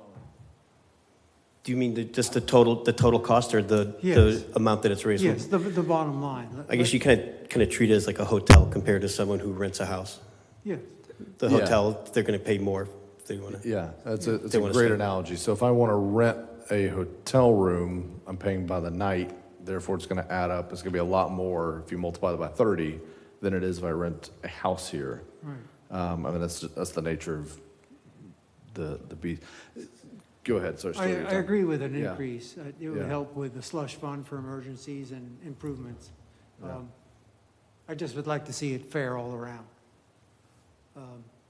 Okay. People who are not taxpayers who rent permanently, perhaps they should pay a little more. Yeah. But other than that, Sorry, I didn't mean to cut that's you all off. right. I'm sorry. Fairness is my consideration. Yeah. I Okay. think you would be. I would hope so. Yeah. I'm going to come to you. I have a quick question. How have the transient slips, are those full? Like we have 7, I think, right? Is that what you said? They're full now. So are they seasonally full? Are Yes. they kind of always full? And how do those get booked? Are people calling ahead, or like how do they Are those pretty much always full at all times right now, or? No. And sometimes we have our slow months. Right now, it's the busy time because people are moving from north to south. Okay. So we're pretty full every night going in, and we will probably be for another 2 months. Yeah. A month previous to this, out of the 7 transient slips, maybe 3 might have been full. So I guess my thought on that, I don't have as much heartburn. I mean, to me, this is, we own a version of a hotel. We own a floating hotel. So I want to have, I mean, I think a hotelier would tell you, you want to have like 80 to 90, if you're running like an 80 to 90% vacancy, you are crushing it. That means your rate isn't too high. It means it's not too low. It means you're kind of doing the right thing. So the fact that we have a huge waiting list says we're underpriced. So I'd love to see us keep tweaking this. On the transients, I'd rather see it almost be like some seasonal adjustments. So if it's our slow season, let's try to lower the rate. I don't know if that makes a difference. I don't know if that lures people in. I don't know if they're just not here or they're maybe not stopping here because of the rate. Probably not that price sensitive. I don't know. So maybe it's not worth it. But I'd rather see us go that route on that. And then to the earlier comments, I agree with Commissioner Colodi on CPI. But I would like to see us, let's take this for a year or two and let's come back, because I'd love to hear the data. Like, if we're still full and we're still running at 30 people on a wait list, let's dial this up a little bit more, because again, it's supply and demand for me. And then maybe once we find that sweet spot where we're running 80, 90% vacant or 80, 90% occupancy, a little bit of vacancy, then that tells me we've kind of dialed it in. Then we kind of put it on autopilot. CPI, we look at it every few, 5 years, or if staff brings it back and says we have an opportunity. So that's kind of my thoughts. I'm pretty comfortable with everything else here. Commissioner Hartman. So what's the definition of transient? Because if I'm here for a month, am I really a transient? So yeah, that was one thing I wanted to explain. So no, usually what we use the month for is the slow months. Okay. So we let somebody stay in there longer. But as of right now, we don't let anybody stay in longer than a week. Okay. So that's seasonal then? That's seasonal, yes. Okay. Okay. And just, we keep them, let them stay here longer. I don't know, I haven't been in this position long enough, but I don't think the traffic is there. It's not the cost. Even if we literally gave it free, there's probably just nobody there. Yeah, it's probably, you're probably right. So I understand where you're coming from to try to find that sweet spot. But I want you to keep in mind that at some point in time, those boats are going to go out there and anchor in the river. And they're going to be the boats out there that we get phone calls about all the time, about the boats that are moored out there in the river because they can no longer afford the rates at the marina. So, there's going to be a point where if you raise your rates too much, you're going to force people out. They're not going to go. They're going to stay right where they're at. They're just going to move out there in the open water. And we're just going to create more problems. So we really need to long-term look at the mooring field again. So, yeah. It's like our annuals. I don't, people who have their boat there all year round that aren't NSB residents, they're not going to moor out. Yeah. I just can't believe they're going to park their boat out in the water and go back to Orlando and let it sit there. That's what I was going to ask you. What do you, I don't know that I disagree. I just don't know that market enough. So is that your impression? Might we create or just move the problem, or do you think that's not the demographic we're dealing with? I don't think that's the demographic you're dealing with. I think the people who are out there enjoy it, and the other half just can't afford to live on land. Yeah, okay. Those are the ones you'd like to... So the only thing I haven't kind of heard resolved necessarily tonight is this whole how we define resident, non-resident. I don't know that you need us to tell you. I just think we need something that is, I don't want to overcomplicate it. I mean, I heard like verifying business holding. To me, it's if you have a homesteaded property, or if you just if you own property in New Smyrna Beach, if you can show me a tax bill that's in your name, you own property in New Smyrna Beach, that kind of counts. I don't want to overcomplicate that maybe, but I don't know. I defer to staff. We had the same issue when we tried to issue the parking passes. So we want to define the Volusia County residents. So it's almost the same, similar issue. So we could use the same, they provide either a tax bill, or as long as they're taxpayers in New Smyrna, then they're considered as residents. Yeah, because I think there were valid points made. If they're not homesteaded, I mean, they're really paying more. Yeah, they're not technically a resident, but I just don't want to have that, so I'm okay either way. All right, so we have two things, sorry, go ahead. If I may? Yes. Somehow, the actual policy was not attached to the agenda. Okay, So my recommendation is you could approve the rate structure since it's attached, but the policy itself is not. We'll bring it back on the 16th, which is next week. okay. All right, so basically, so that's 7A is the wait list policy and rate study, and then 7A1. So resolution 5921, we're okay to proceed if we choose to. The policy is not the one attached, the rate structure is attached. Okay, Is the policy significant different than the PowerPoint presentation? Okay. Well, it's not different, but it's not, that, the actual policy, I mean, the city attorney's office worked on it, so it's very specific. yeah, I would rather for that I to think be we should see adopted the by the policy, commission. yeah. Okay. yeah. Okay, do we need to do any kind of a motion on 7A then, or just no? Carrie? Motion to take? 7A1, 7A, the one that, we don't have the policy, do we need you had to- the presentation, so Okay. Khaled's going to bring the So we're just gonna- policy back. So it'll come back. All right, so 7A1, which is establishing the rate structure. So that's what we see in front of us here now. We had a lot of other dialogue. I don't know that we really changed this very much. I didn't hear consensus on changing it. Again, and my suggestion is I would love to see it back in a year from now, and it may just be, hey, things are great, or it may be, hey, we have opportunity, and then maybe at that point we put in some kind of a CPI. That's kind of where my thought is on that. Do I have a motion on this item? I'll make a, Go ahead, yeah. I will make a motion to approve the rate schedule that's proposed, but it be valid for 1 year only. Okay. Do I have a second on that? motion. Was that, I'm sorry, was that a second? Second, Okay, I had a motion second, that was to approve 5921 as presented, valid for 1 year. Staff will come back into advance of that and present back to us. Any other, go ahead. Why 1 year?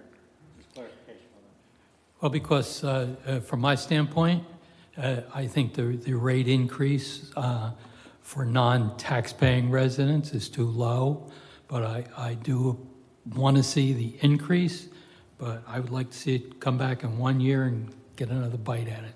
I think the thought was like, see what this does, get feedback from staff, and then readdress it. Yeah. All right, had a motion and a second. City Clerk, if you'd call the roll, please.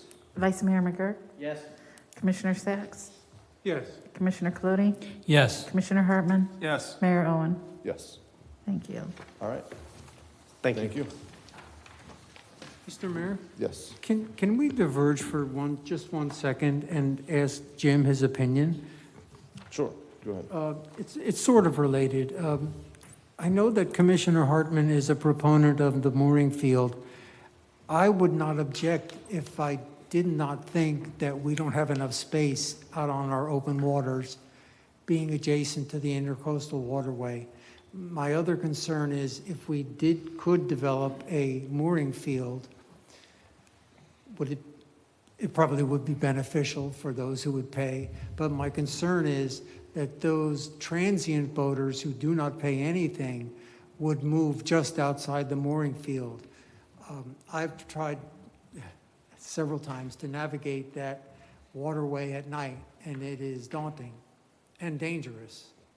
I wonder what your feelings are on a mooring field for the future. So briefly before you respond, so we debated and discussed it, so just, I am interested in your opinion, give a brief thing. I don't want to go all the way into that because I'm not ready. Yeah, so, yeah, let's get as a brief opinion, and then maybe we'll see if I think it's going to come back to us at some point, but go ahead. I'm not really sure, but I would talk to St. Augustine. They have 3 mooring fields. Do they have a problem? I don't know. Okay. Yeah, which I think we did last time we kind of navigated, I mean, it was before your time, but we went through this whole process. We heard from residents, there was pros, there was cons, wasn't the perfect solution. What we have isn't great either, so yeah, buckle up. I think it's coming back, whether we like it or not, so. All right, thank you, appreciate it. Thank you. Thanks for your time tonight. For next week, by the way, General, we don't need to hold a presentation probably, right? We can just get that policy back in front of us and move on, right? Right. Okay, so you don't have to stick around that whole meeting and redo your presentation. So if anybody comes up with anything that you need him for, let Khaled know. Otherwise, we'll let him off the hook for the next meeting. Okay, next item is item 7B, the discussion regarding the potential removal of glass. Faith is unfortunately out sick, so we're going to hear from Amy today. Hello. Hello. I know we've talked about this before, but we wanted to revisit the option of removing glass from recycling. Right now, we're still paying that almost double processing fee. So with glass, it's not recycled in a way that you normally would do like a plastic bottle where it's turned into something else. It is considered recyclable because they use it to crush and they put it for landfill cover. But there's really no point in us paying this double fee for something that's just going to landfill anyway. It's about as simple as you can make that topic. No fancy presentation needed, right? All right, commission comments. Go ahead, whoever wants to lead off. Randy, I think this is... Long overdue. All right. I think so. Randy, comments? Yeah, I certainly support it, but I read an article just recently where there's actually a shortage of wine bottles in California, but they say it's not cost effective to recycle them, transport them back, clean them, and then reuse them. Even though they don't have them, it's not cost effective even to do that. Right. So I think if they're eventually going to the landfill anyway, there's no reason why we need to pay twice as much to send them to the landfill. Exactly. So I certainly do support this. I think it's going to take a while for the educational portion of this to get through. It is. I've been trying to gently coach new people as they call in and have questions. I try to just tell them that I myself don't put glass in the recycling bin. I throw it in the trash. Yeah. So, but it is going to be a while to get everybody. Yeah, so as long as Waste Pro's going to work with us on Yep. the educational part of it and whatever we can do, I certainly do support it. Okay. Any comments, Commissioner? Yes, Mr. Mayor. It is a good savings to decide not to have the recycling program. I would be disappointed if we actually did discontinue it. I would surely like to know you have very good valid reasons. I think it was $28,000 savings. Yes. Something like that. But I wonder how our residents would feel about us discontinuing it. I would hope sometime in the near future, if we did discontinue it, that eventually they would find a use for it. Gone are the days, maybe, that we used to get 2 pennies a small bottle and 5 cents a large, and we kids would have a lot of fun with that. I don't see that ever happening. But I wonder if we're voting on this tonight, I don't know that I can support it. But I'd sure like to hear from the neighbors, the taxpayers, how they would feel about discontinuing the recycling of glass. We're not discontinuing. Yeah. You don't have to shake your head, just you have Hang on. explanation, go Hang ahead. on. So I think for clarity, correct me if I say anything wrong. As it is right now, we're not recycling glass. We're putting it in a recycle bin, and it goes to the exact same landfill as as what you put in your trash can. So we're not discontinuing the recycling of glass. If that's the message that comes out of any of us or off of this dais or from our staff, that's an incorrect message. Right now, we're just putting them in 2 different vessels to go to the same place. That's the unfortunate reality because there's no one that is recycling the glass. So when we talked about this last time, we all knew that and we agreed. I don't know what the vote was, but we had the majority agreed to continue this with the hopes that there would be a recovery in the glass market, that someone would step up and start taking our glass. That hasn't happened. So it is that we literally are sending a separate truck to pick up this, but it is ultimately going to the exact same place. Amy, did I say anything incorrect? That's correct. I mean, I've been in the waste industry for a long time. It's really, they used to use it sometimes to crush up and put in road material and stuff like that, but they don't even do that anymore. So it's really, rather than pay $77.50 a ton, we should just be paying the $34 a ton to just dispose of it because it's literally going to the same place. So we're not, I would say that we're not discontinuing our glass recycling. We're discontinuing our separate pickup of glass to take it to the landfill.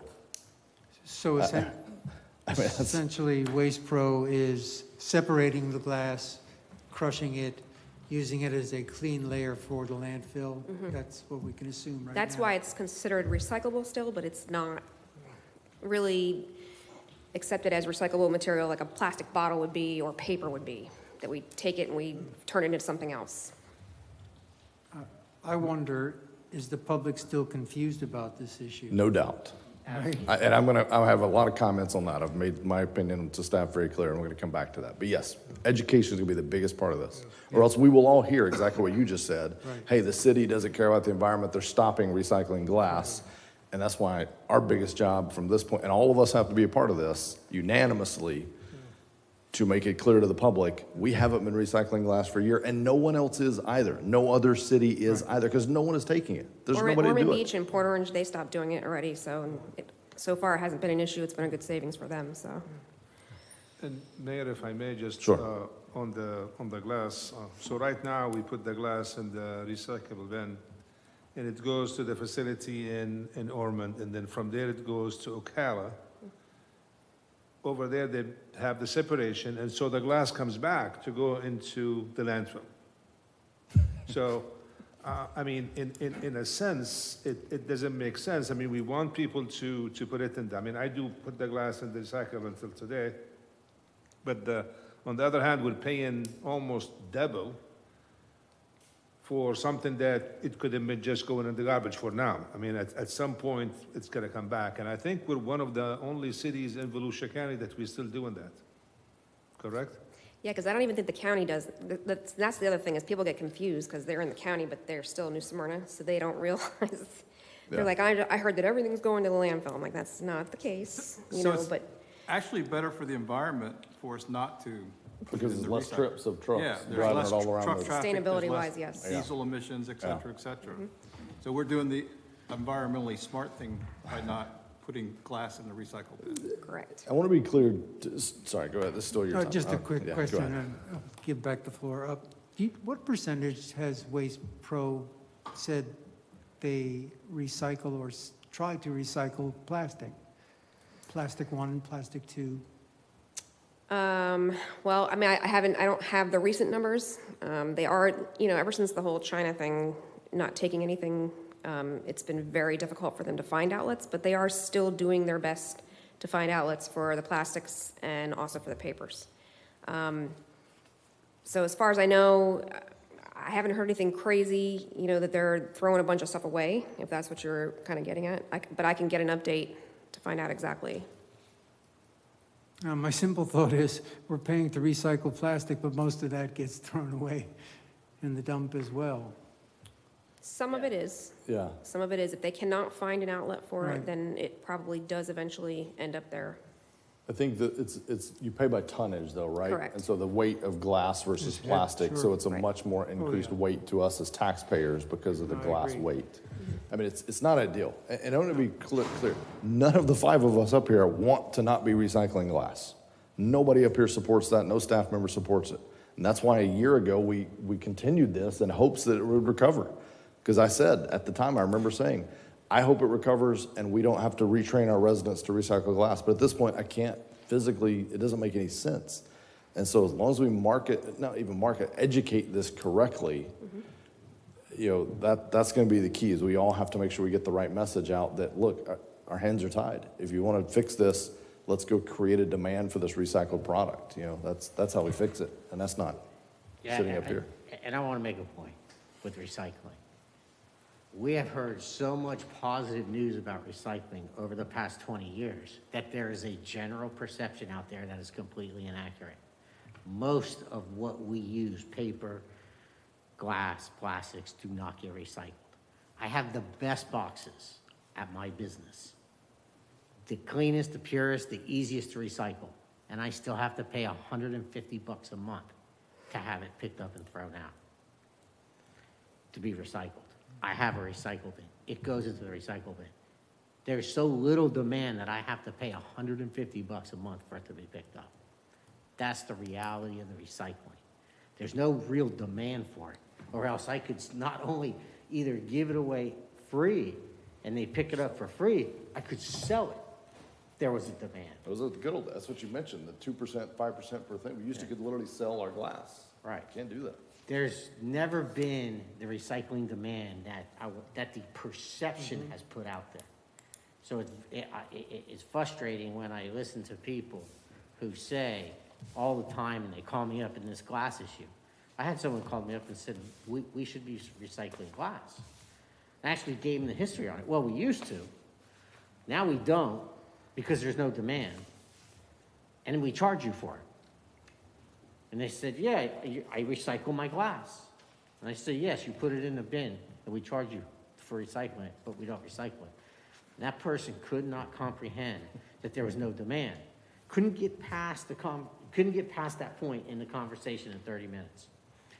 Because that person believed the perception for 20 years that there's this big demand for recycling this material, and it's happening, and it's not.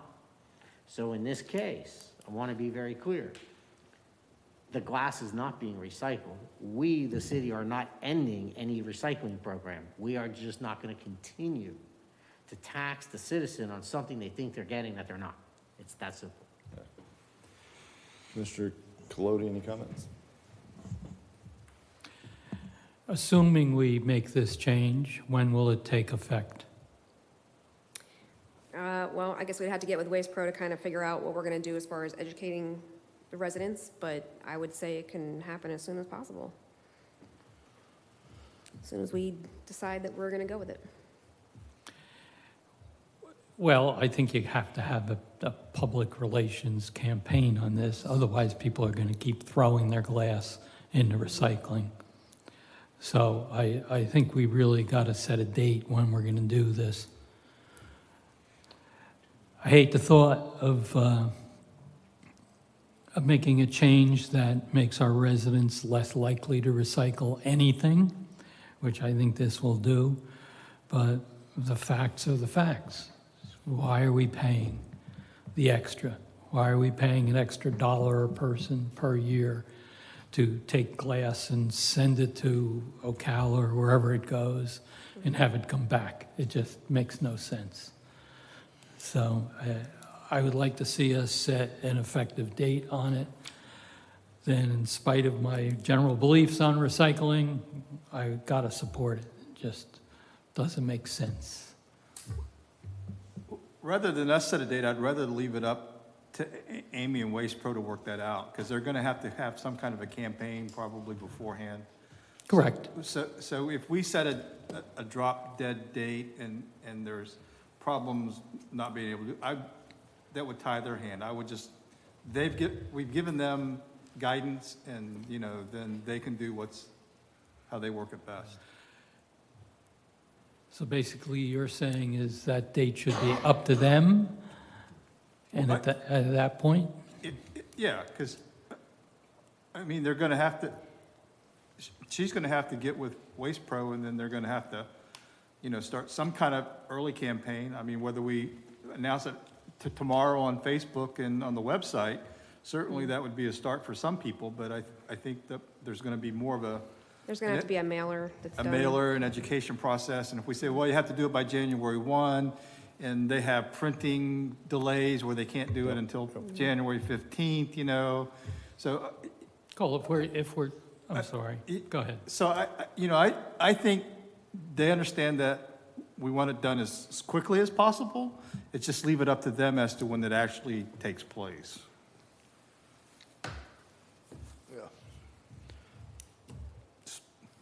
Sorry, you finished? No, yeah, I'm finished, sorry. Do you have something? No. Okay. Education is going to be the key. Yep. I made this very clear with Khaled. The messaging that the five of us send to our constituents, because we're the ones with the knowledge. And so it has to start here. And again, I don't love this. Last time, I know for sure, I was one of the ones that said, let's continue it. Yes, it's going to cost money, but I don't even want this perception that in New Smyrna Beach, this extremely environmentally friendly community, that we're not doing everything we can. At this point, it doesn't make any good sense. But if there's folks up here or even in staff that give any kind of mixed message, then this issue is going to blow up, and people aren't going to, because you heard it, we already had one I'm sure there's going to be others. So my challenge to the five of us and to any resident who wants to get online and talk about how the city discontinued its recycling program, bring us a solution. Tell us what we could do instead of this. Tell us how we can, even if I would even be willing to pay more if we actually could truly recycle. And I think most of our residents probably would. It's not like we're declining options here. It's not like we have, okay, here's 3 ways we could recycle and we're choosing the one way we couldn't. There's no recycling door to walk through. Right. That doesn't exist. So if you're opposing this, bring a solution to the table. Don't just oppose this. That's my message to residents that are going to get out and say, oh, the city doesn't support, this commission doesn't support recycling. This isn't recycling. This is taxing for something the residents aren't getting. So therefore, the education campaign, starting from this moment forward, is going to be the most important part of what we do.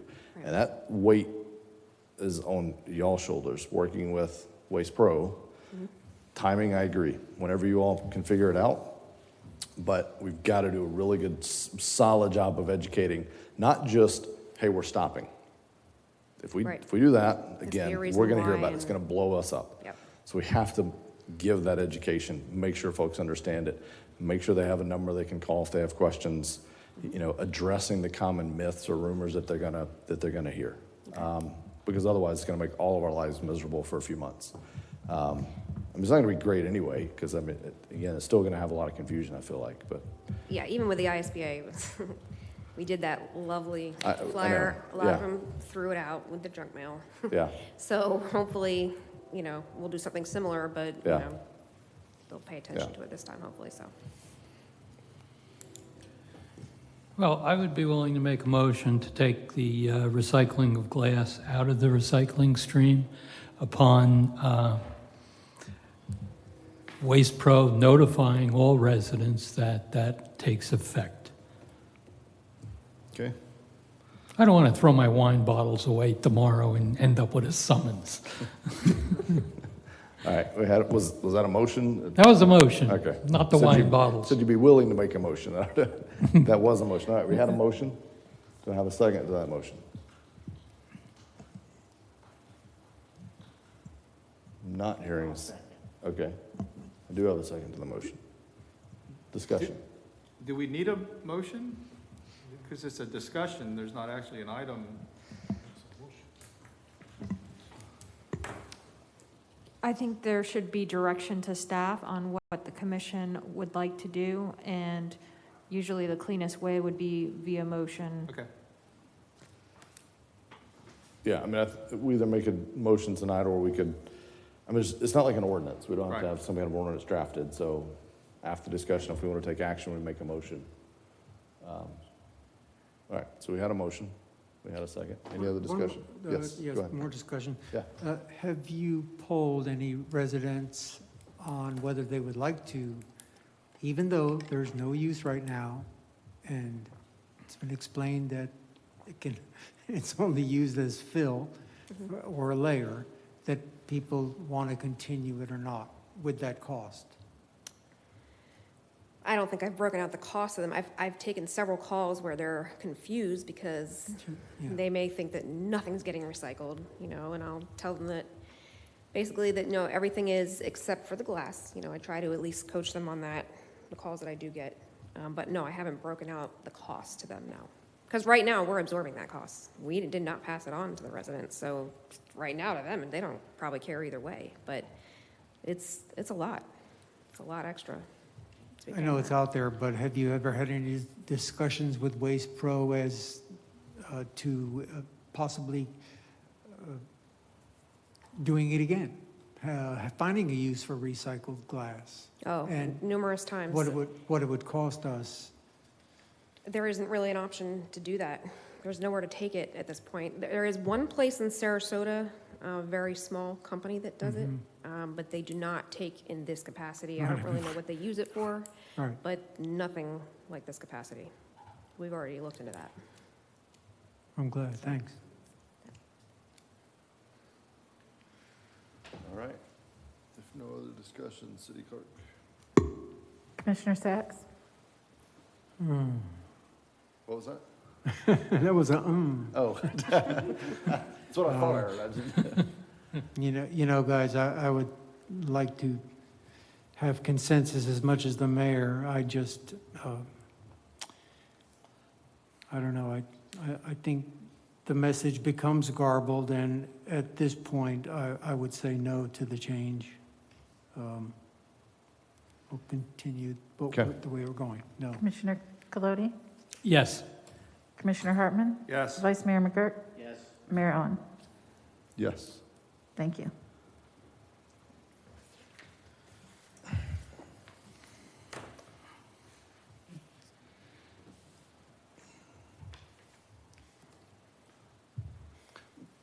So my challenge is I don't know what message then that delivers, because now it's like, I don't know how we then communicate effectively with our folks on something of this magnitude. We've now started the seeds of disinformation right here at this dais that there were other options, and I guess the other option is we just keep paying more. So, Well, you know what I mean? Like I'm the minority. Yeah. This is a democracy. There can be dissension, even if I'm wrong, or Yeah. even if someone is wrong. But I don't feel at this point it's the right thing to do. I do agree with Commissioner McGurk, Vice Mayor McGurk's points. But I just don't have enough feedback from residents. I don't think they're educated, have been educated enough as to our situation. So, you know. Yeah. So, all right. Yeah. So, you know, I'd like I to think go, we should I'd be. like to go I think along we to should get be. along, but. I think we should be united on this. So if it were reconsidered, I would vote in the negative until we had everyone that got on board. Because otherwise, we're gonna take one on the chin on this, because it's gonna be disinformation. So. So 50% of the residents in this room understand it and support it. So I don't know what other resident feedback you're looking for. 50%. Well, I think all of us, Something way more than 50%. yeah. Yeah. So, you've got resident feedback. I mean, I've been telling my neighbors this for years, and everybody's on board with it. They don't understand why we're paying more to send something to the landfill just because it's glass. Yeah. You know, and it's the heaviest thing in the recycle bin. So, I have some neighbors who, like Commissioner Colodi, have several wine bottles in their recycle bins, so it's pretty heavy when they come by to pick it up. So, I think our fiduciary responsibility to the citizens is that we try to figure out what's the most cost-effective plan, and that plan is, if it's not being recycled anyway, then why are we going through that process, causing more environmental damage through the trucks going from here to Ocala and then back to the landfill, increasing our landfill cost when it's not productive anymore.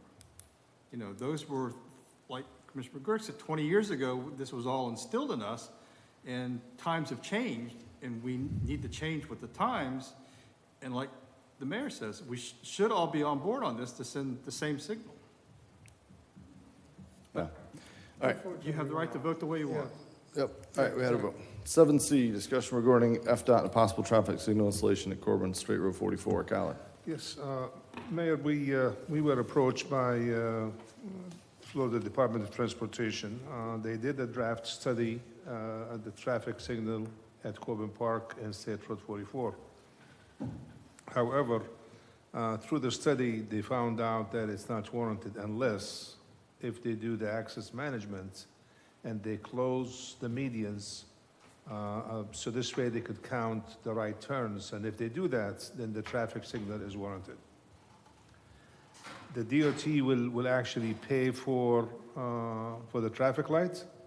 And then keep in mind that Tractor Supply, when they did their development, they gave the city in an escrow account $47,500 with the idea that if the cost of the installation of the traffic light is more than that, then they are committed to 25% of the cost. But DOT is paying for it, so somehow between DOT and the Tractor Supply participation, you'll have that. Now, when I talked to them, obviously that we needed to do a public meeting, and they will do that. So this is for the commission to discuss this project, see where the commission is at, and then we could go back to DOT and see when they're planning on having the public meeting. So basically, probably the vast majority of the public doesn't even know this yet. Yeah. So I think staff's desire was make sure that before we go to the public, that we all know it and don't have any comments, feedback, and it doesn't die here. And then obviously it's going to go to the public. So this isn't like final approval tonight. It's just giving us a chance to opine before FDOT goes and has a meeting. These things are always tough. It's a little bit of a chicken egg because there's times when I've heard about they're having a meeting and people are approaching me about it. And I'm going, I haven't talked about that yet. I don't, whatever. So this is just our chance to, again, not bless it. I guess we could, in theory, kill it tonight if it, until we don't want to go any further. But it's just kind of our first kind of bite at the apple, if you will. Colin. And one thing to mention, that even if it was approved, it's going to take probably 3 to 5 years for the actual traffic light to be installed. That's between the funding for the traffic light, the design, and then the actual construction. And, Brian just went through that on Station 50, and he could tell you that the process, and we are paying for it, not them. So just want to make that, it's not going to happen tomorrow, it's not going to happen in a month, it's going to take between 3 to 5 years. Okay. All right, comments on this item? Commissioner Clody. A couple years ago, we kind of embarked upon a study of how to provide a second means out of that neighborhood. It didn't go anywhere. We never did anything. So I'm kind of disappointed that we didn't do that. There might not have been another way to do it, although I think there probably was. That's just my complaint that we didn't do anything on that. To put the traffic light in, I think it should be up to the residents to take a look at what they're going to lose in the way of access out of the neighborhood on some of the adjoining ways out. We're going to be putting it all in one place. In Corbin Park Road, there's Hidden Pines. God only knows what the state's going to want to close down. I read all the information, and it was very vague as to what other streets would be closed down, what other crossings. I would like to see a little more definitive information before it goes to any public hearing, but I'm not opposed to it going to the public hearing. That's my feelings on it. I wish we had proceeded with our provide second means of egress throughout the town, something both myself and Commissioner or Vice Mayor McGurk had talked about, not just for Corbin Park, for other areas, but we didn't do anything. So that falls on me, not pushing it. So at this point, let's get some type of plan that DOT can put together and put it out there for public comment. Okay. Vice Mayor. So I hate to put you in the hot seat. You know this better than any of us. I do. So Yes. Yeah. my general feeling is the residents out there have been asking for this relief for a very long time. So I have no problem with moving this thing forward. I think, as pointed out already, we need the residents to tell us what they want. The very last thing I want to do is think that we're doing something positive for them. Yeah. Then all of a sudden we have a disaster on our hands because certain ingress and egress was blocked off that they're used to. Yep. And now they're all mad about the light. So, I think that, yes, let's go forward. Let's get information. Let's let the neighborhood tell us give them the option. Now, I will tell you go off on a soapbox, a quick soapbox. I am very skeptical. I've seen a lot of DOT engineering of closing up medians and changing traffic patterns, including the newly completed I-95-92 interchange, which I think is a complete disaster for a lot of different, it actually has created more problems than were there. So I get nervous when I hear FDOT wants to start creating or preventing ingress and egress, And there's some other ones they've done on 44, which I just don't think were necessary.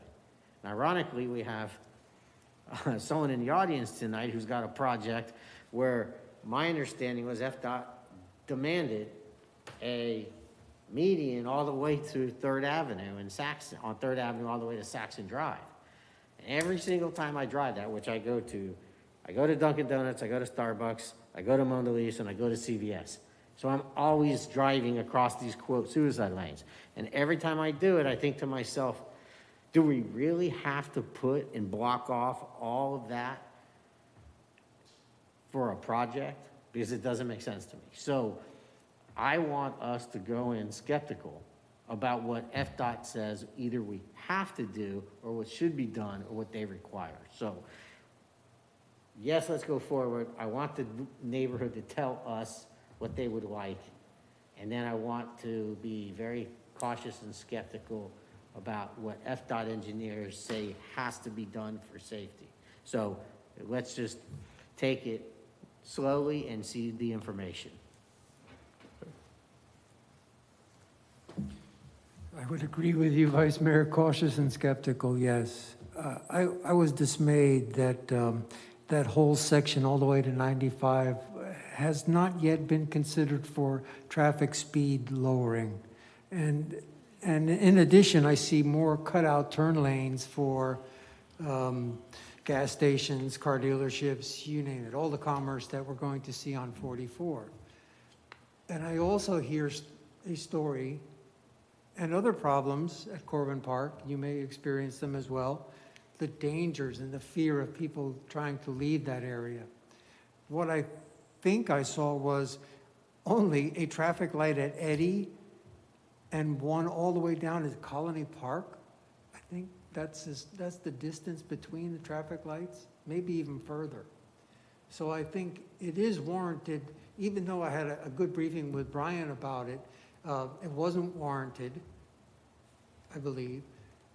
But at the same time, this whole corridor is dangerous. I feel that.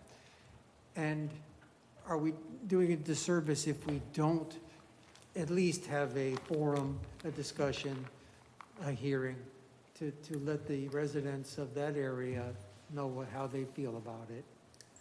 Because it may help. Yeah. Even if we cut off some others, the residents that do get cut off and closed by what FDOT proposes may say that's okay. Somehow, maybe, I don't know the neighborhood that well, but I know that corridor. Yeah. So I think it's worth discussion. Okay. I agree with everybody. Push it forward and be optimistic. Okay. Yeah, I tend to agree. I mean, it's no secret. I live in that area, although I wasn't the driving force behind this particular signal analysis. I think it was triggered by some folks in the neighborhood after we had a fatality at that intersection, I believe. So I can tell you I do drive it every day. I've got a 12-year-old son that is quickly approaching 16. It feels like a year a day. And the thoughts of handing them the keys and telling them to try to get across 44 is terrifying. I have aging parents that live in the neighborhood, and that is also terrifying. It's becoming more and more dangerous. It's not at speed. I mean, you see the incident report. It's in the packet. It's not at speeds where there's, if you get hit, it's a fatality every time. But certainly there's that chance every time. And it's just stressful. I mean, I've sat there before trying to turn in, and you got somebody else trying to come out, and so there's a car here and a car here and a car just trying to turn left, and somebody trying to come. It's a lot going on. So, yeah, I say we hear from the public. Obviously, I'm happy to be a big part of this and dialoguing with the public. I can tell you, I don't know if we've had anything yet that's going to be 100%. There will be people that oppose this, people that it causes a minor or maybe even major inconvenience for a small number of people. It's not ideal, the whole cutting off of the Hidden Pines. I mean, you got some commerce in that section. I'm concerned about them. You got some small retail shops there.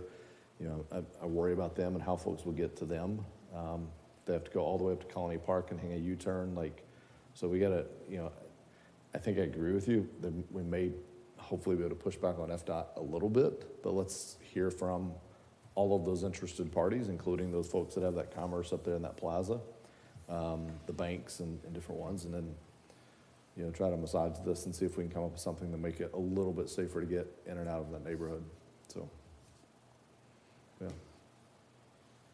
I mean, the fact that we've got 25% of the funding coming from private, and then the rest coming from the state, you know, that's better than some other light projects we've taken on in this community and other infrastructure projects we've taken on. So I'd hate to lose that and look up 5 years from now and desperately need it, and we're 5 years further down the road. So anyway.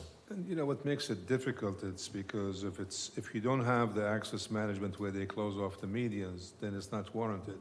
Yeah. You don't accounting that. So I was asking him about the opening at Hidden Pines, and he was saying if you keep it open, then you still have the same problem because traffic will back up at traffic light if they put it at Corbin Park, and then you're going to navigate between the cars. So you're back to square one. Yeah. That's a safety issue. No, it's the same thing we just had up at the Publix light, where right there at the KFC Firehouse Subs, once the light kind of backs up, people are trying to leave there by the KFC Firehouse. You're kind of cutting across lanes. I mean, I've done it. It feels a little dodgy. I thought it was great.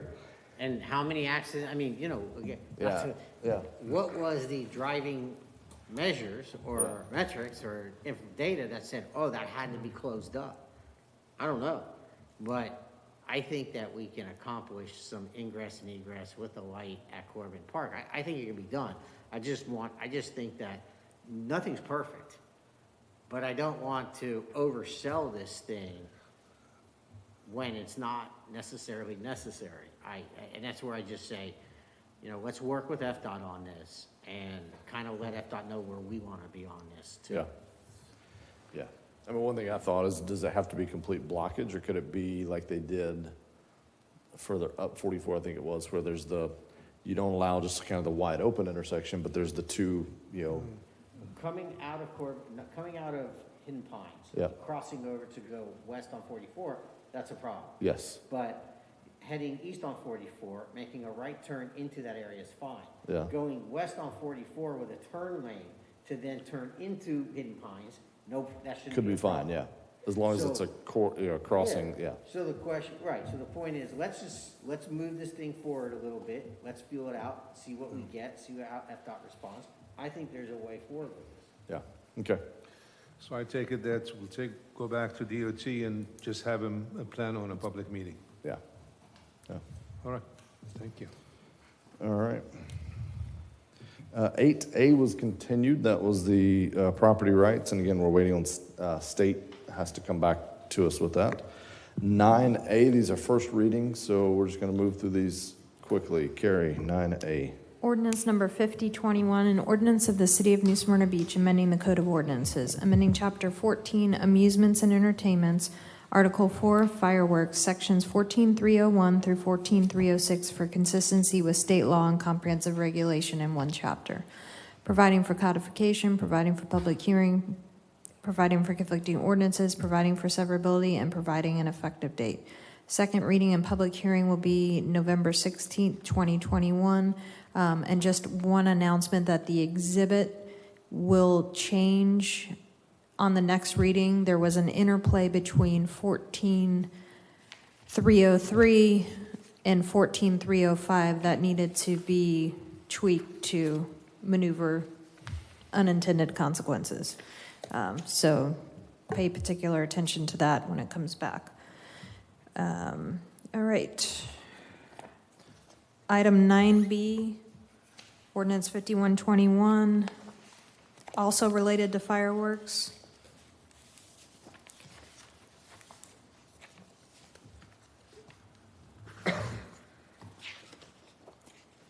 An ordinance of the City of New Smyrna Beach amending the Code of Ordinances, removing Section 7169 fireworks display from Chapter 70 streets and sidewalks and other public places for placement in Chapter 14, Article 4 fireworks, providing for codification, providing for public hearing, providing for conflicting ordinances, providing for severability, and providing an effective date. Second reading and public hearing November 16th, 2021. Ordinance number 5221, an ordinance of the City of New Smyrna Beach adopting the amended and restated interlocal service boundary agreement between the City of New Smyrna Beach and the County of Volusia, providing for public hearing, providing for conflicting ordinances, providing for severability, and providing an effective date. Second reading and public hearing will be November 16, 2021. Thank you. And for clarity on the fireworks, we're neither adding to or subtracting from any of our current abilities necessarily. We're clarifying some things, and that firework permitting language was kind of sprinkled throughout our code. I discovered this a few years ago because I wanted to shoot some fireworks. Being an elected official, I said, let me just make sure. I knew what the state had just passed, but let me just make sure. Last thing I need some resident calling one of the officers and showing up to my house. So I went to our code, sat down with Brian, I think it was, and Carrie, and said, all right, tell me exactly what I need to do. And I mean, it was like trying to follow we're solving a Da Vinci code here. So this is really just trying to clean it up, make it very clear what you have to do, what is allowable, what isn't. And it doesn't change this whole notion, the part that's still governed by the state, the permits for fireworks stands. This doesn't change that because that's governed and controlled by the state. We still don't have the ability to issue more permits than we have historically. So this isn't changing that, unfortunately. I don't know if that's why you're here, but I know it's a topic that you've wanted. So, all right, number 10, boards and commissions. We have none. Mayor and commission reports. Before we do that, Carrie's going to talk. Are we good? Yeah, wanted to be sure 9C was read, but I just did that one. You did Yeah. it. Hey, Brian, would you join us up here at the podium real quick? I don't have anything like grand for you tonight, but I just wanted to talk to you face to face for a minute. So, before we do mayor and commission reports, I'm sure each of us will probably say something. So, but sincerely, it's been an absolute pleasure to work with you. We hate to lose you, genuinely. But obviously, you and I have talked. Family moving. For folks that don't know, Brian's leaving the city, going back up north. Sounds like the whole family's kind of recongregating around the hometown. Completely understand that, but you've been, I mean, you and I have worked together my whole time in this seat. For some, you were a new addition, and they'd worked with previous ones, but I think you've elevated the position. I think you've elevated the city. I think you brought a level of professionalism to the position, to our staff, and look, we didn't set a low bar. Like, this commission came in really, hell on wheels. We had a lot of stuff we were trying to get done at the bequest of our residents, and truly rose to that challenge and gave us a lot of insight from your professional background. So I wanted to share. Thank you. Sincerely, genuinely, we appreciate all the hard work and effort, and we wish you nothing but the best. And if any of us, I know me, and especially any of the rest of us, can ever do anything, please let us know. And don't be a stranger. Come back to New Smyrna. It's a great place to visit during the winter. You'll come back eventually after that. So Transient boat, maybe. there you go. You can be a transient boat owner. You better get on that waiting list is what you better do. Any comments for Brian before we go to mayor and commission comments? Go ahead. We'll just come down the road. Go ahead. Well, we both share the same background, professional type of background, and I've worked very well with Brian. I honestly don't know how he's managed to handle two positions at one time. I'm always impatient on getting things done, but I've kind of tried to give you a little bit of slack along the way, and I hope I did. So, the best of all to you. Thank you. You got to think of yourself and your family before anything else. New Smyrna was here a really long time, and it's going to be here a real long time after you're gone and I'm gone. So, best of luck. Jake. Brian, I just want to let you know how sadly you'll be missed. Not just for your personality and candor, but for the professionalism you brought to the job. I've mentioned to Khalid that we're losing a good right-hand man, and you filled those two jobs eminently, just really done a great job. So I want to thank you for everything, and again, maybe we'll see you. I appreciate the fact that you're sticking around just for a few more questions, that you're not bugging out of here real fast. And you've helped the city, you've really helped us in the right direction, and I appreciate that. Brian, I can tell you that you're a truly honest and genuine person. And it's a wonderful attribute to work with somebody like that. It's been my complete pleasure. I ask you a question, you answer it as honestly as you can. And there was, trying to get my words here right, make sure I don't say the wrong word here. You always answered and dealt with my questions as direct and honest as you could, as there was. And I can't stress how much I truly appreciate that. Thank you. It's hard to find anywhere, public sector or private sector. You're a good guy. You're a great person to work with. And I wish you and your family all the best. And I'm mad that some city, some Yankee city is getting a really good person and we're losing them. So best to you. Happy Thanksgiving, Merry Christmas, Happy Holidays, and enjoy your time with your family. That's what's most important. So you're not only going to be missed by us, but I mean, the citizens of New Smyrna Beach really appreciated your honesty and your candor and your straightforwardness. You hear that all the time. You know, I attend a lot of planning and zoning meetings. I hear that from the staff. I hear that from the residents, how much they appreciate you and your demeanor.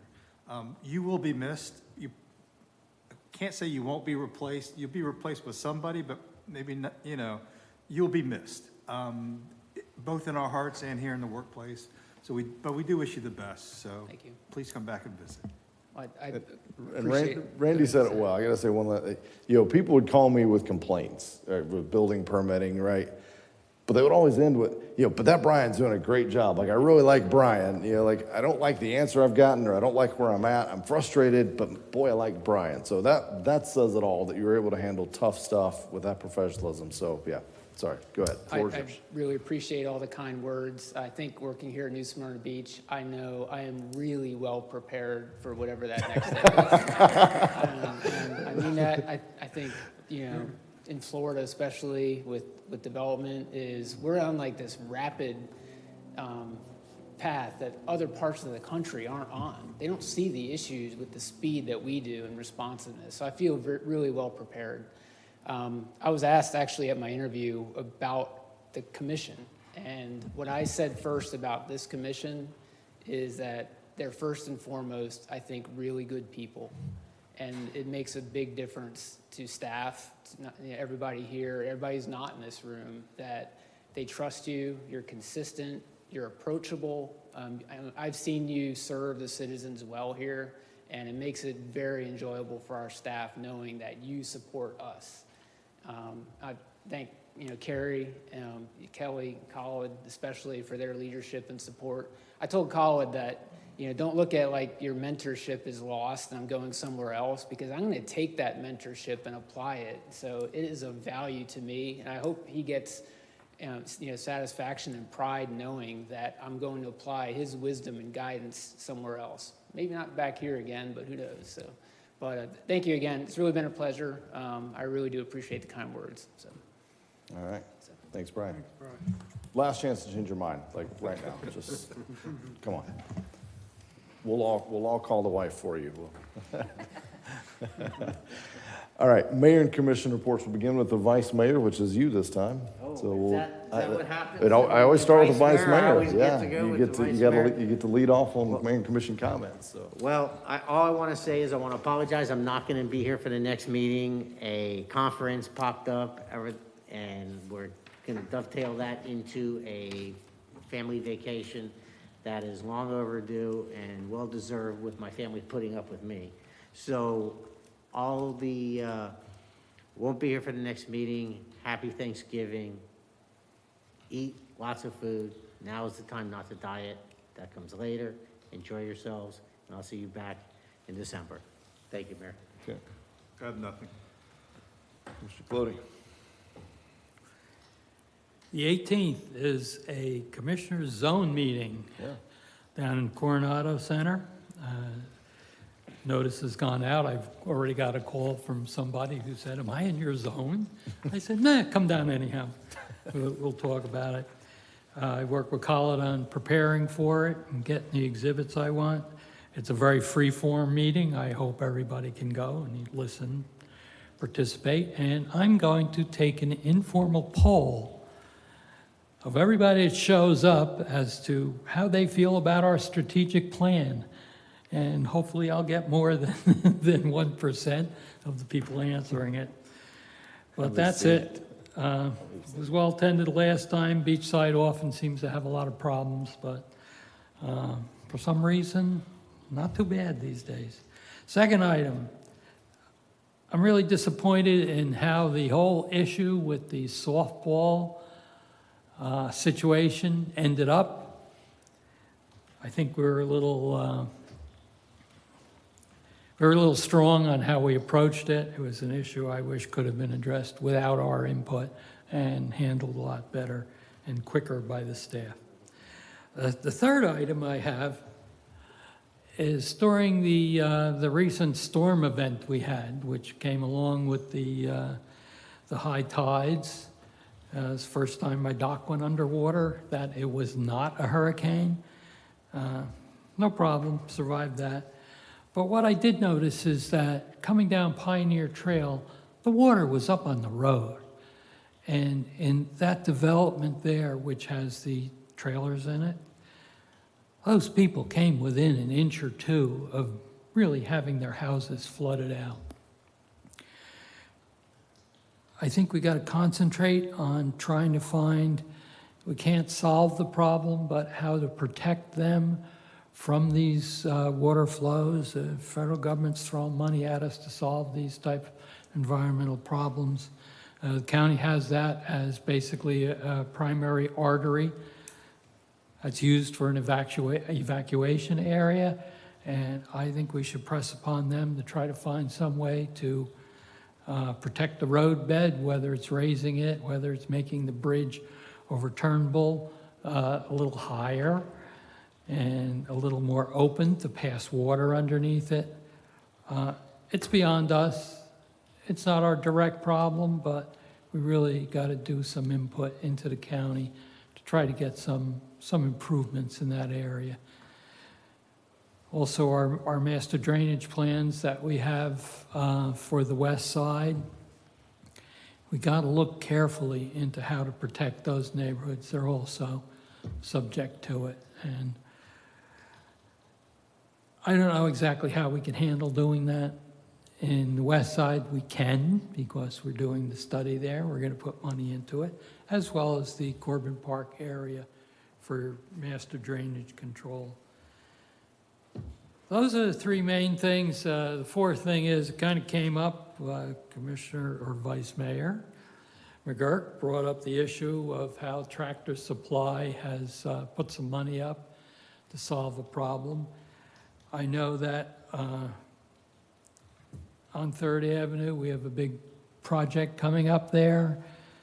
The Hyatt Hotel, or whatever name it happens to come out. It also has the firehouse right there, which is going to have some traffic improvements. And I want to see that eyesore area move along and get improved. I don't want to see the development of that property get held up by what basically are off-site improvements. The median down the road, sending everybody to Cooper to make turnarounds, is not a good solution. When you add the development plus the firehouse, I would like to see that project move ahead, the private project. If they got to put $200,000 in escrow for any off-site improvements, perhaps they would be willing to do that following the lead of Tractor Supply. But that's it. I wasn't going to say anything on it, but when the Vice Mayor opened the door, you certainly did. But it's not that left field when you get down there and you see the traffic is going to be going through Zone 1, if that's still Zone 1 when we get that far. So those are my comments. Okay. Commissioner Sachs. Thank you, Mr. Mayor. So don't fall asleep yet. I've only got a few items, but they're very serious items, gentlemen. It's going to take resources and money and thought. We saw an epic rain last week, and I believe, as well as the scientific community, that we're not going to see things like global sea rise happen all of a sudden. The ocean is going to just come up and everybody's going to be under a foot of water. It'll happen in events like the one we just saw. And what I find very scary for our little city is that you could go down to Miami. I know Vice Mayor McGurk might concur. They have very modern stormwater control systems, and they still see a foot of water on Biscayne Boulevard. So I think it is a very good time for staff, and I will try my best as well, to engage the American Flood Coalition. There are many professionals involved, many communities, counties that are joining in to try to solve these coastal flooding issues. I may have mentioned it before, but it's just startling to see Turnbull Street under several feet of water and a canoe going down the street. And that was in a nor'easter. That wasn't even a hurricane. So I know that we have challenges on our coast. We will have challenges in our bays, Turnbull, the Mosquito Lagoon, all of the backwaters will be affected by flood. And I would like us to be prepared somehow. It's time to start really thinking about what we should be doing. I had one quick question for staff about the reasonable assurance plan. It's now November. It's unfortunate Kyle is not here. He would probably be the one to ask. But do you, Khaled or Brian, happen to know of a date we might start on the reasonable assurance plan option for New Smyrna? I know that they're working on the design. It's very close to go out to bid, Commissioner Sachs. I don't have the completion. It depends on when they put it out to bid and how long will it take for it. But I know that it's moving on a fast pace. Good, very good. Commissioner Colodi had mentioned, he had heard that the northern end of the Indian River Lagoon, probably all the way past the inlet, is now considered a part of a basin management action plan, which is a good thing, but it's about 5 years too late. We have the RAP in its place. I believe I was one of the proponents of a basin management action plan. We did not, I don't believe, ever measure the total maximum daily loads of nutrients that are going into the river and other toxins. So it's a step in the right direction. Yes, it is late, but I went fishing the other day. There are fish in the river. There are many programs that are trying, efforting to right the problems that we've unfortunately caused, I think, through overdevelopment and possibly global climate change. But I have high hopes for our city. We are an ecotourism city, and I hope to stay that way. My last point is I got a nice letter from a very engaging citizen who brought up the boats. As you all noticed, I'm sure, on the North Causeway south side, by North Causeway Marine, we have about 4 or 5 boats run aground. Who knows how many are on their keel out in the river. And it does seem slow that all of these agencies between FWC, the Coast Guard, I don't know, they're all great agencies, and I look up to them, and our city as well. But it seems like everybody's pointing this way. It's their responsibility, or it's going to take this much time. Meanwhile, these boats are leaching toxins into the water, and they're a terrible eyesore. And they can cause more property damage when they come afloat and float into another dock, which just happened recently. So do we need to have a meeting with these other agencies to get going on removing these vagrant boats that have run aground? So those are my comments. I hope we can address some of these concerns. And thank you for your time. Okay, thank you. I looked up that the floodcoalition.org. I'll spend some more time on it. Looks like it's no cost to join, so. No, right. I'd have to look at their policy statement, so maybe if the rest of the commission spend a little time, maybe staff can send a link if you forward it to them, make sure we all Sure. get it. Colin, on that mooring field issue, or the boats issue, I know we've talked about this. I thought it was, some of the delays are like finding the owner, validating ownership. Certain amount of time has to pass before you can take ownership. And then it kind of comes down to money though, right? It's at some point, it's who's going to pay for pulling it out. Yeah. Yeah, if only there was something we could save $30,000 a year. What I can't get past is the idea that someone is polluting the river, and there doesn't seem to be any kind of penalty against them. I mean, obviously, there's a tremendous weakness in, you can go buy a boat, and at some point, you can abandon the boat in the water without any consequences, true consequences. Yeah. Seems like the policies at the state level, I mean, we could change them easily, but we don't have jurisdiction. But the idea that these boats are not only polluting and also creating property damage, there's got to be some accountability that has to change, and that to me would be the best way. I mean, you know, these things are detrimental to the environment, leaking all the oils and the gas, all this stuff. So anyway. But does it become a blood from a turnip type situation though? I mean, if the boat is of such that they just leave it behind, you're going to send a bill to someone that is not paying the bill. Like I don't know, that's my impression. Yes, but if there's no fear of any kind of consequence, then there's really no, you know, something's better than nothing on that, but I don't know. So it turns out we are a member of the flood organization. I see our logo right here under the members tab on the flood. I don't know when or how that happened. That was my initiative. April 2021. April 2020, okay. I thought I heard you ask. We'll try and get somewhere. Yeah.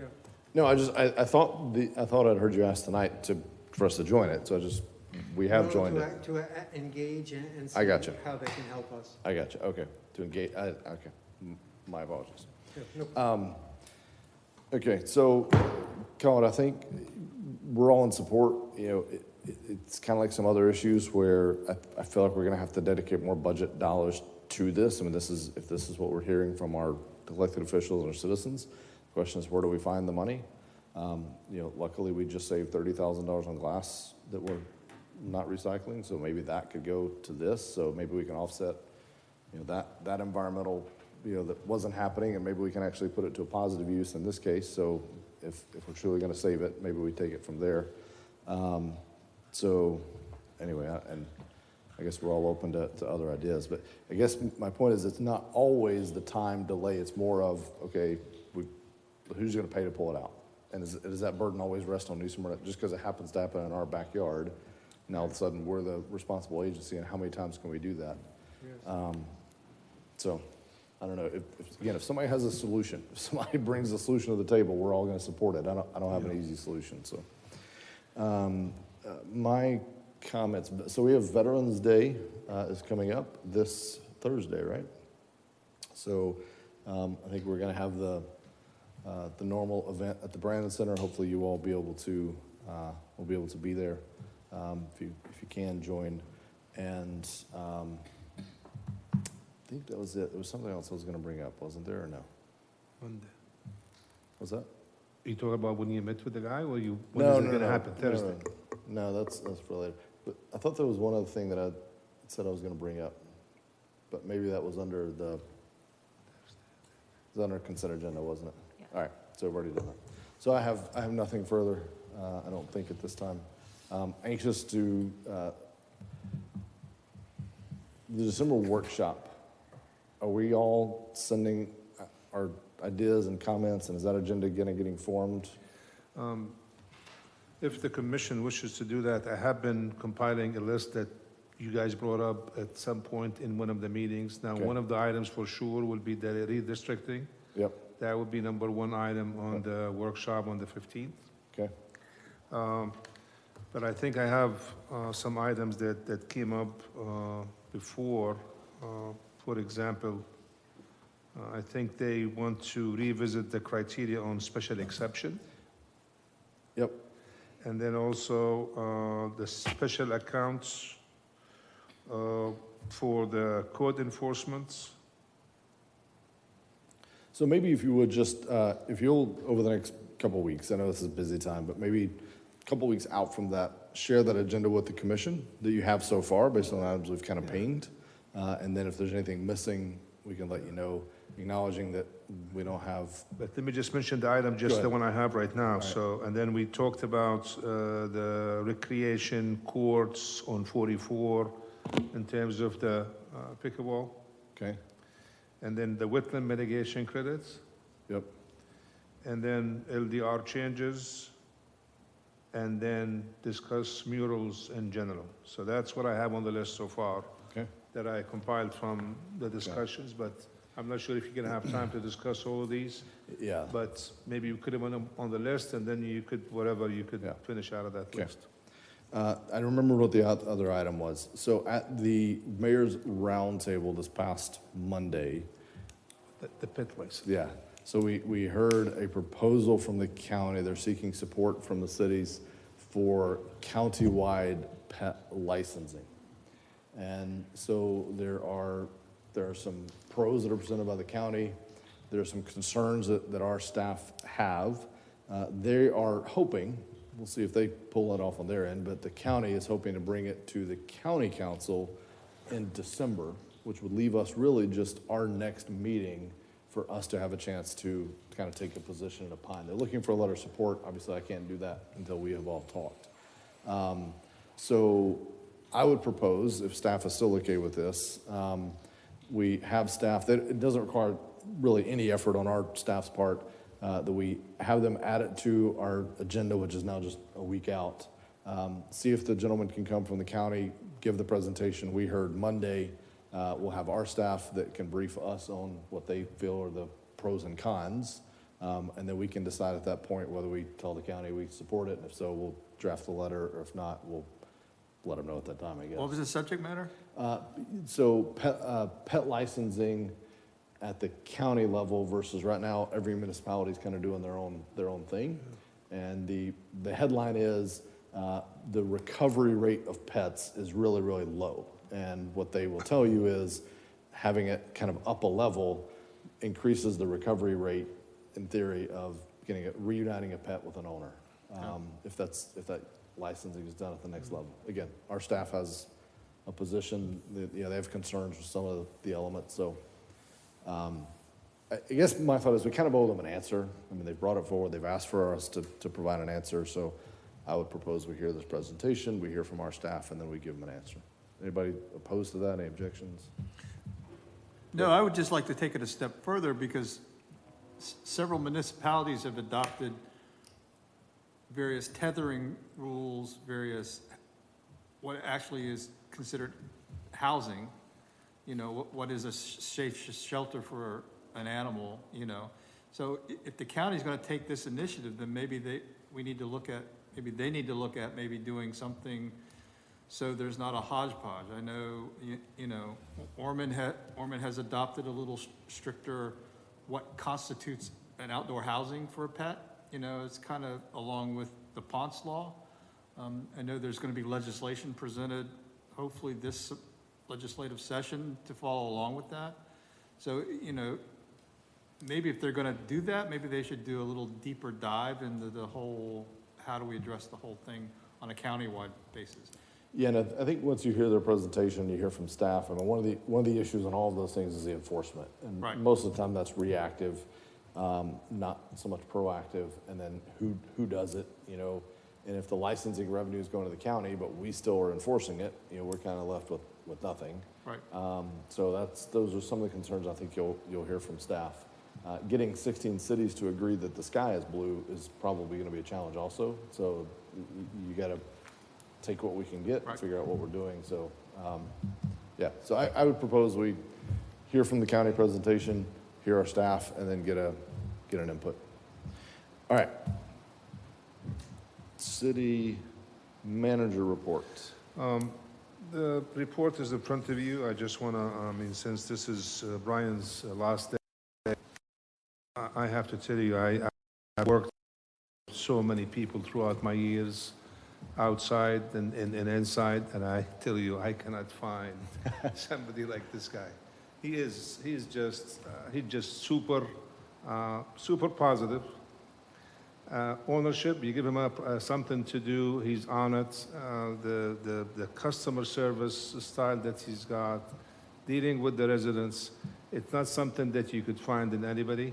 So, Brian, I just want to tell you, thank you so much. You made my life so much easier for the past 3 years, and I really appreciate it, and wish you the best of luck. And by the way, they're having something for Brian here between 11 and 2 on Thursday, so please come and join us. But on behalf of the staff, and I'm telling you, I have not heard anybody that didn't say anything positive about Brian. So I really, it's my honor that I work with him, and I said it was sad news, and I still is sad news, but wish you the best. Well said. Any questions for Colin on his published report that he provided? Hearing none, city clerk's report. No report, just echoing what everybody has said about Brian. City attorney. Same. I don't know that there's much I can add, except I do hope you know how much we've appreciated you. I've never heard anyone say anything,